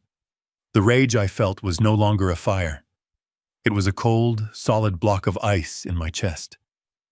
They had imprisoned my granddaughter to facilitate the robbery of her grandfather. "Let's cut the cake," Beatrice announced, clapping her hands. The room quieted. Travis brought out a sheet cake from the kitchen. He placed it on the coffee table in front of me. He didn't put candles on it. Instead, he placed a document next to it. It wasn't a birthday card. It was a heavy legal-sized document on bond paper. Quitclaim deed and irrevocable power of attorney. Beatrice knelt beside me, blocking the view of the document from the other guests with her body. To the room, it looked like a daughter sharing a tender moment with her father. To me, it looked like a predator going for the throat. "Okay, Dad," she whispered, her voice barely audible. "We have a surprise for you. We got you a special insurance policy to take care of you. But I need your autograph. Just right here." She placed a heavy fountain pen in my hand. My fingers curled around it. It was a Mont Blanc. My Mont Blanc. The one Sarah had given me when I landed the City Stadium contract. Travis must have stolen it from my desk. Jerry the notary stepped forward. He opened his logbook, his hands shaking. "I just need to witness the signature," Jerry mumbled. Does he understand what he is signing?" "Of course he does." Travis snapped his smile tight. "He is just having a slow day." "Tell him be." Beatrice squeezed my hand, digging her nails into my palm. "Daddy signed the paper," she hissed through her teeth. "Do it for Mia. Do it so we can take care of her." She was using Mia's name to coerce me while holding Mia prisoner upstairs. The audacity was breathtaking. I looked down at the paper. I saw the lines where I was supposed to sign away the land rights, the house, and my autonomy. I saw the line where Jerry would stamp his seal, making it legal. The room was silent. 20 people were watching. They were waiting for the old man to perform his trick. They were waiting for the signature that would fund the boat, the sports car, and the vacation to Cabo. I lifted the pen. I let my hand tremble violently, mimicking the tremors of Parkinson's or advanced age. I hovered the nib over the paper. Beatrice held her breath. Travis leaned in, his eyes hungry. Jerry uncapped his stamp. I moved the pen closer. The ink tip touched the paper. A tiny black dot appeared. Beatrice exhaled a sound of triumph, but I didn't sign. I stopped. I held the pen there, pressing down until the nib began to bend. Upstairs, a loud crash echoed. Mia had thrown something heavy against the floor. A lamp, maybe. Or a chair. "What was that?" a guest asked. "Just the cat," Beatrice said, quickly, her eyes never leaving the pen. "Sign it, Dad." "Now." I looked up. I stopped trembling. I locked eyes with Beatrice, and then I looked at Travis. The vacancy left my face. The slack jaw tightened. The cloudy, confused stare sharpened into a look of absolute terrifying clarity. I gripped the pen like a dagger, and with a sudden violent motion I stabbed the nib into the table, right through the paper, tearing the document in half. The sound of the pen tearing through the paper, "Bon," was loud, violent, and final. I left the fountain pen embedded in the mahogany table, the gold nib bent like a broken finger. For a second the room was a vacuum of silence. Jerry the notary stared at the ruined document, his mouth opening and closing like a fish on a dock. Beatrice looked at the paper, then at me, her eyes wide with a mixture of shock and dawning fury. But it was Travis who moved first. He didn't see a man reclaiming his dignity. He saw his boat sailing away. He saw the foreclosure notice burning a hole in his pocket. He reached into Jerry's briefcase and ripped out a second copy of the deed. Of course, they had backups. They had planned for mistakes, for shaky hands, for spilled cake. He slammed the fresh document down over the torn one. He grabbed my hand, the hand that had just driven steel into wood, and forced the pen back into my fingers. His grip was painful, bruising my knuckles. He leaned in close, his face inches from mine. To the guests, it might have looked like a concerned son-in-law helping a confused old man, but I could smell the stale beer and the rot on his breath. His voice was a low, wet hiss right in my ear, too quiet for the room, but loud enough for my healed ears to catch every syllable. "Stop playing games, you old corpse," Travis whispered, his voice trembling with suppressed violence. "Sign the damn paper. Sign it now, or I swear to God the nursing home will be a luxury compared to where you end up tonight. You sign and you get to die peacefully in your sleep. You don't, and you might just have a nasty fall down the basement stairs. Do you understand me?" It was a death threat. Plain and simple. He wasn't just threatening to abandon me. He was threatening to murder me right here in the house I built. I didn't move. I sat there feeling his spit on my ear, letting the weight of his threat settle into the recording device in my pocket. Beatrice sensed the tension radiating off her husband.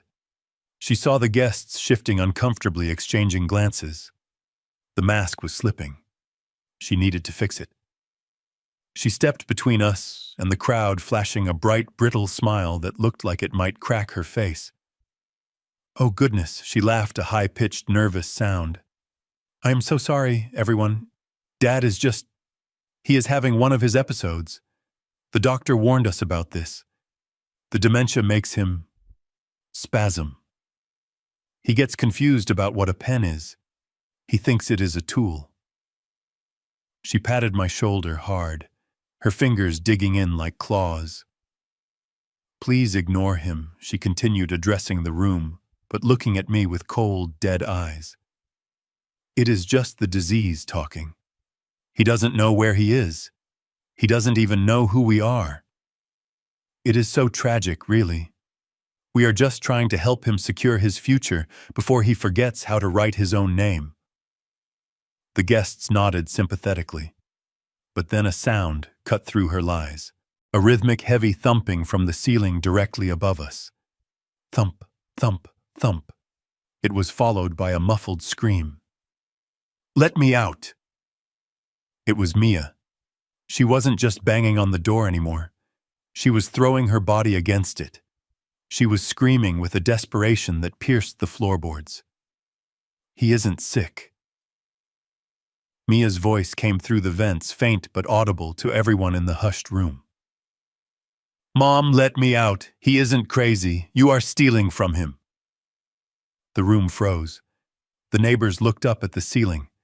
Gary the mechanic lowered his drink. Even Jerry looked up from his stamp pad. "What was that?" Mrs. Gable from next door asked, clutching her pearls. "Is that Mia?" Beatrice went pale. She waved her hands frantically. "It is the TV." She lied, her voice rising to a shriek. "Mia is watching a movie. A horror movie. She has the volume up too high. Kids these days, right?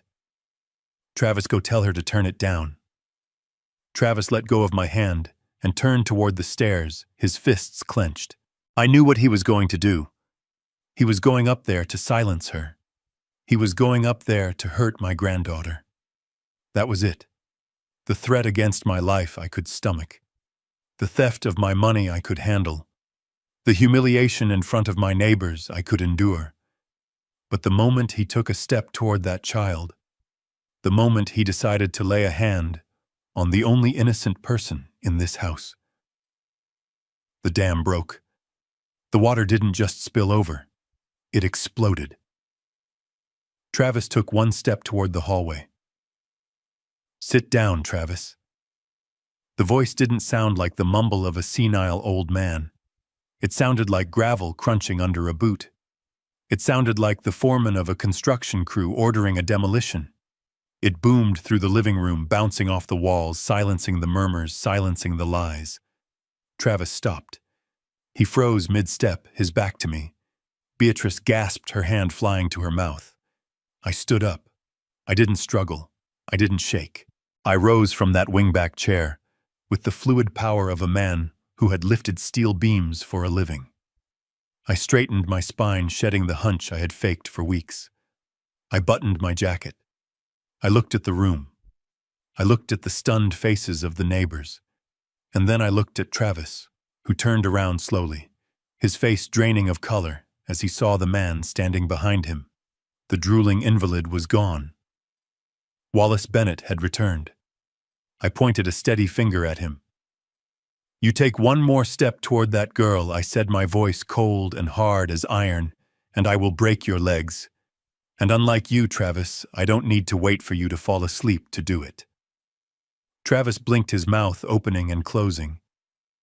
You can hear, I can hear everything," I replied. "I heard you tell your wife to poison my soup. I heard you tell the bank manager you forged my signature. And just now I heard you threaten to push me down the stairs." I turned to Jerry, the notary, who was trying to shove papers back into his briefcase. "And Jerry," I said, "don't leave. You are going to want to witness this. It is the last transaction this family is ever going to make." Travis stood there, frozen, his face a mask of absolute disbelief. The man he thought was a vegetable had just threatened to break his legs with the clarity of a drill sergeant. But I wasn't done. Physical intimidation was just the opening salvo. I was going to dismantle him piece by piece in front of his wife, his friends, and the neighbors he tried so hard to impress. I reached into my pocket and pulled out the old smartphone Mia had given me. I tapped the screen, the blue light illuminating my face, highlighting the fact that my eyes were clear, sharp, and dangerously focused. I looked at Travis. He was sweating now, beads of perspiration forming on his upper lip.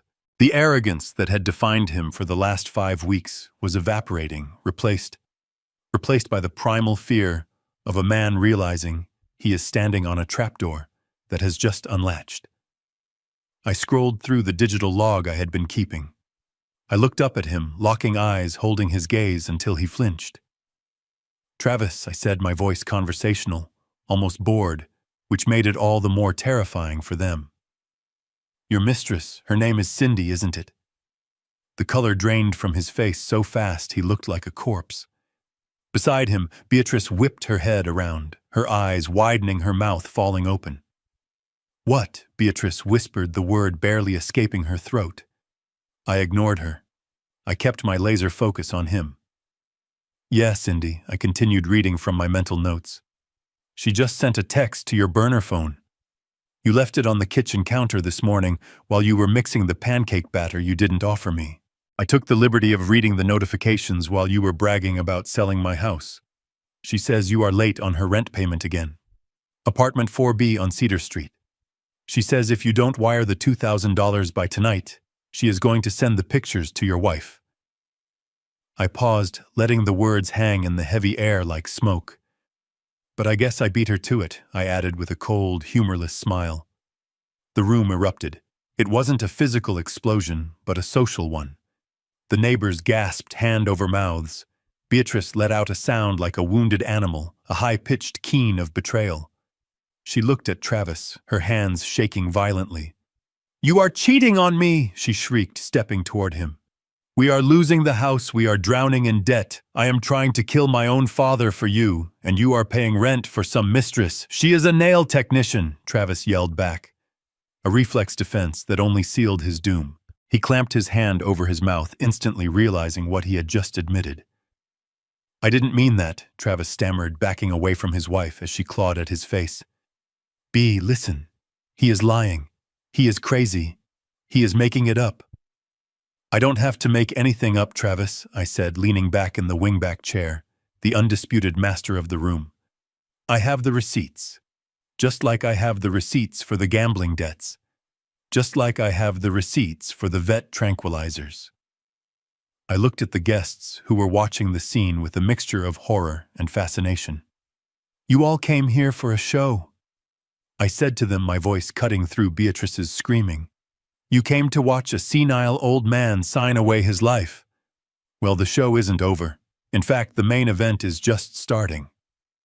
I reached into my jacket pocket and pulled out the small digital recorder. I placed it on the table next to the ruined cake.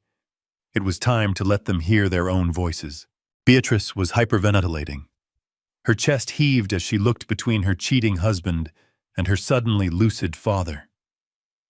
The room was a pressure cooker of humiliation, and the lid had just blown off. Travis was stammering, trying to weave a new web of lies about his mistress, but he was drowning. I didn't give them a second to breathe. I didn't give them a moment to regroup. I stood up from the table, my movements sharp and deliberate, and walked over to the expensive Bluetooth sound system Beatrice had set up to play jazz music for the party. I pulled the auxiliary cord from the back of the receiver and plugged it directly into the digital recorder I had placed on the table. The static hiss that filled the room silenced the murmurs of the neighbors. Beatrice froze. Her eyes went wide with a dawning, horrific realization. "What are you doing?" she whispered, her voice trembling. "I am playing the soundtrack of your love for me, daughter," I said. I pressed play. The voice that boomed through the living room speakers was unmistakable. It was Beatrice, recorded just the night before in the kitchen. The audio was crystal clear, amplified to a deafening volume. "I swear, if he doesn't kick the bucket before the insurance premium is due next month, we might have to sell Travis's sports car. Just double the dose of the dog meds in his soup. If his heart stops, it stops. Who is going to autopsy a 72-year-old man?" The gasps from the guests sucked the oxygen out of the room. Mrs. Gable covered her mouth with both hands, looking at Beatrice as if she were a monster. Gary, the mechanic, took a step back, putting distance between himself and Travis. Beatrice stood paralyzed, her face draining of all color until she looked like a wax figure. The recording continued. "He is just a burden, Travis. A smelly, useless burden. Once we get the power of attorney, we dump him at the state facility and sell the land. He won't last a week in there." I stopped the recording. The silence that followed was heavier than the noise. It was the silence of a judgment passed. I looked at my daughter. I didn't see the little girl I had raised. I saw a stranger. "You didn't just want my money, Beatrice," I said, my voice projecting to every corner of the room. "You wanted my life. You fed me veterinary tranquilizers. You dissolved pills meant for a 100-pound dog into my breakfast every single morning. You tried to stop my heart so you could keep your lifestyle." "Liar," Beatrice screamed, finally snapping out of her shock. She lunged toward me, her nails curved like talons. "He is lying. That recording is fake. He is senile." But she didn't get far. I didn't even have to move. The neighbors, the people she had tried so hard to impress, formed a wall. Mrs. Gable stepped in front of me. "Don't you dare touch him," Mrs. Gable said, her voice shaking with righteous anger. "We heard you, Beatrice. We all heard you." I looked over Mrs. Gable's shoulder at Travis. He was trying to inch toward the back door, his eyes darting around like a trapped rat. "Going somewhere, Travis?" I called out. "You might want to stay. I haven't even gotten to the part about the bank fraud yet, or the part where you stole $50,000 from your own daughter's college fund."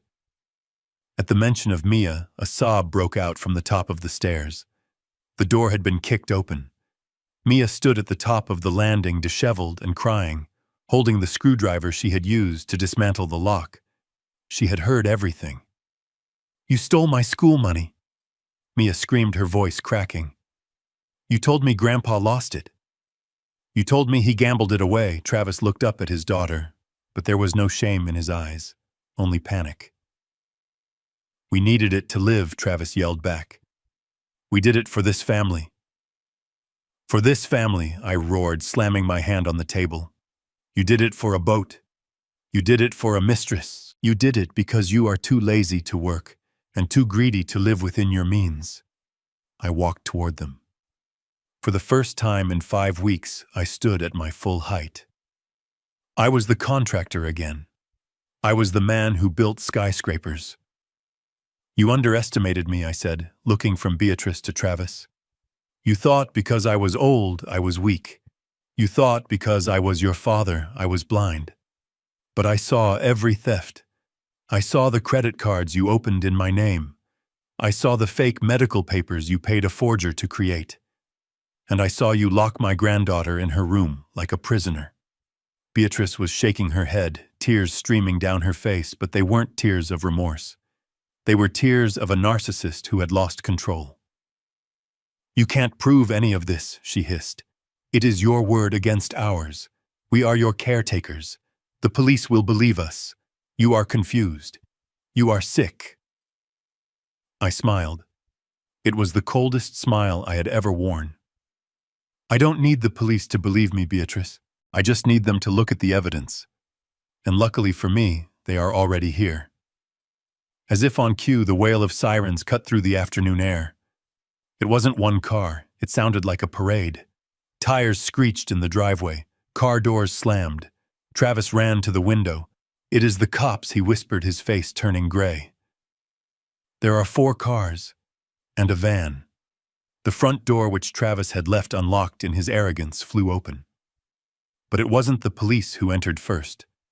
It was a man in a sharp gray suit, carrying a leather briefcase. "Mr. Sullivan, my lawyer, my friend." He stepped into the living room, surveyed the scene, and nodded at me. "Right on time," Wally Sullivan said.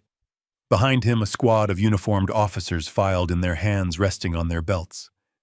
And behind them, looking grim and determined, was Dr. Patel. Beatrice stumbled back, bumping into the wall. Dr. Patel didn't look at her. He walked straight to the table where the ruined cake sat. He placed a folder down next to the recording device. I ran the blood panel. "Beatrice," Dr. Patel said, his voice quiet, but carrying to the back of the room.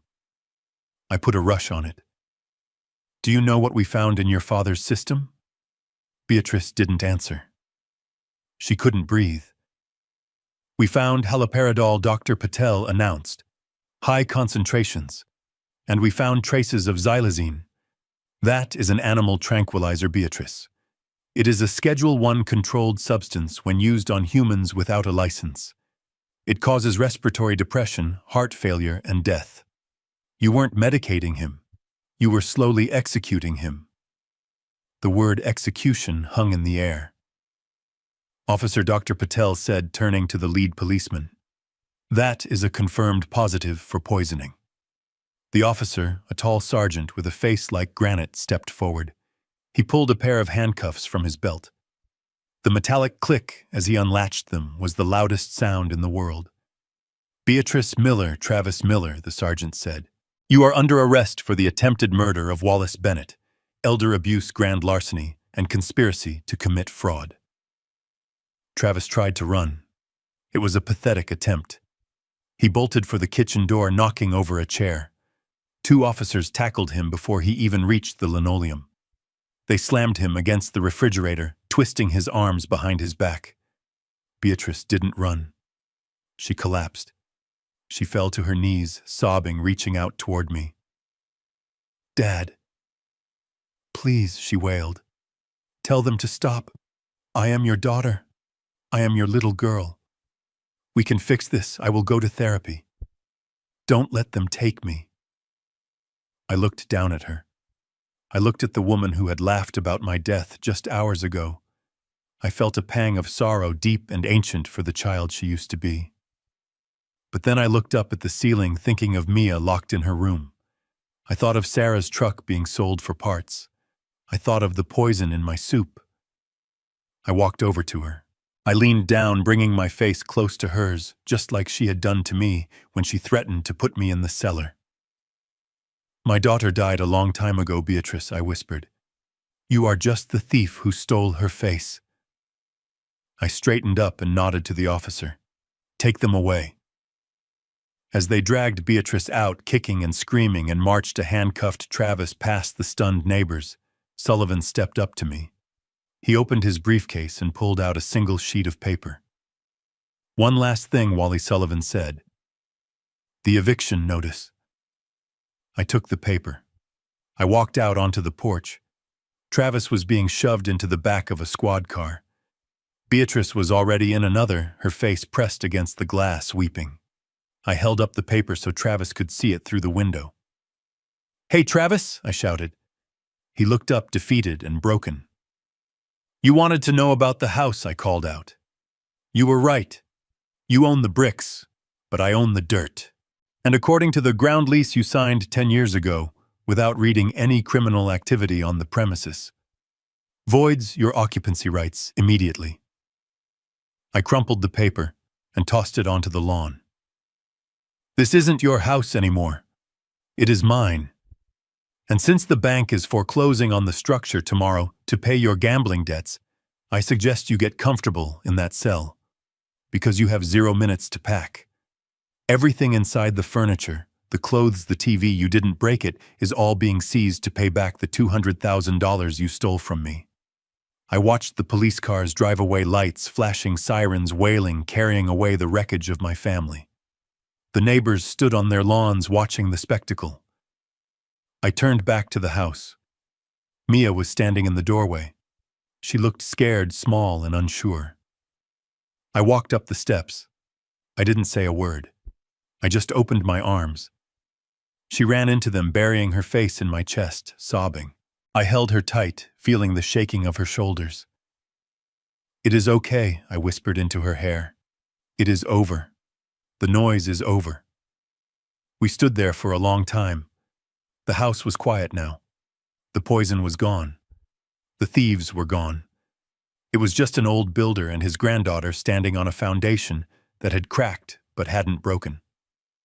I looked at Sullivan, who was smiling sadly by his car. I nodded.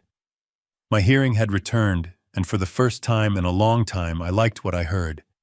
It was the sound of a fresh start, and the music of justice. 6 months have passed since the sirens faded from my driveway. The silence that surrounds me now is different. It isn't heavy or oppressive. It is the clean, crisp silence of a mountain lake at dawn. I sat on the end of a wooden dock, a fishing pole in my hand, watching the red and white bobber dance on the gentle ripples. Beside me, Mia cast her line with a grace she hadn't possessed half a year ago. She looked different. The dark circles under her eyes were gone, replaced by the glow of a young woman who finally owned her own future. She was wearing a college sweatshirt, the logo of the university she had dreamed of attending, displayed proudly on her chest. We didn't go back to the old house. I let the bank take the structure just as I promised. I bought a small 2-bedroom condo just 10 minutes from Mia's campus. It has big windows and sturdy floors. It is nothing like the sprawling colonial house I had built for ungrateful people. It is cozy. It is ours. And most importantly, it was paid for with clean money. Beatrice and Travis were currently residents of the state correctional system awaiting trial on federal charges. Their bail had been denied due to flight risk and the severity of the attempted murder charges. The house on Elm Street stood empty, a monument to their greed. I didn't feel a shred of guilt thinking about them in their cells. I didn't feel the phantom ache of a lost limb. I felt the deep, exhausting relief of a surgeon who had successfully cut out a malignant tumor before it could kill the host. I watched Mia laugh as she reeled in a small perch, her face lighting up in the morning sun. She was the healthy tissue that remained. She was the legacy I was actually proud of. "Grandpa," she said, unhooking the fish and tossing it back into the water. "Do you ever miss them?" I looked at the water, clear and deep, reflecting the pines on the far shore. I thought about the poison in the soup. I thought about the threats whispered in my ear. I thought about the years of lies masked as family dinners. I miss who I thought they were. I admitted, my voice steady and calm. But I don't miss who they actually were. You can't miss a storm once the sun comes out, Mia. You just fix the roof and move on. She smiled, leaning her head on my shoulder. "I am glad you can hear me," she whispered. I wrapped an arm around her, squeezing her shoulder. "I am glad I can hear you too, kiddo. My hearing is still sharp, though Dr. Patel warns me it could deteriorate again with age. But it doesn't matter anymore. I have heard enough to last a lifetime. I heard the greed in my daughter's voice. I heard the fear in my son-in-law's lies. And most importantly, I heard the courage in my granddaughter's defiance." I took a deep breath of the pine-scented air. The world was noisy, messy, and often cruel, but it was also true. And that was all I needed. I realized that my deafness hadn't been the curse. The curse was listening to lies and believing they were love. Now the air was clear. My hearing might fade again one day. The world might go quiet once more. But the truth I fought for, the truth that saved us, that can never be silenced. This story serves as a stark reminder that true family is defined by loyalty and respect, not just by blood. Blind trust, even in those we raise, can sometimes be our greatest vulnerability.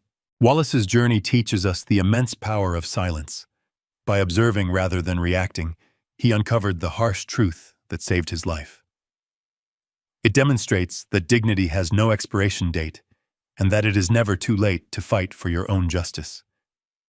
While the pain of betrayal is deep, cutting out toxicity makes room for the genuine love and peace we all deserve.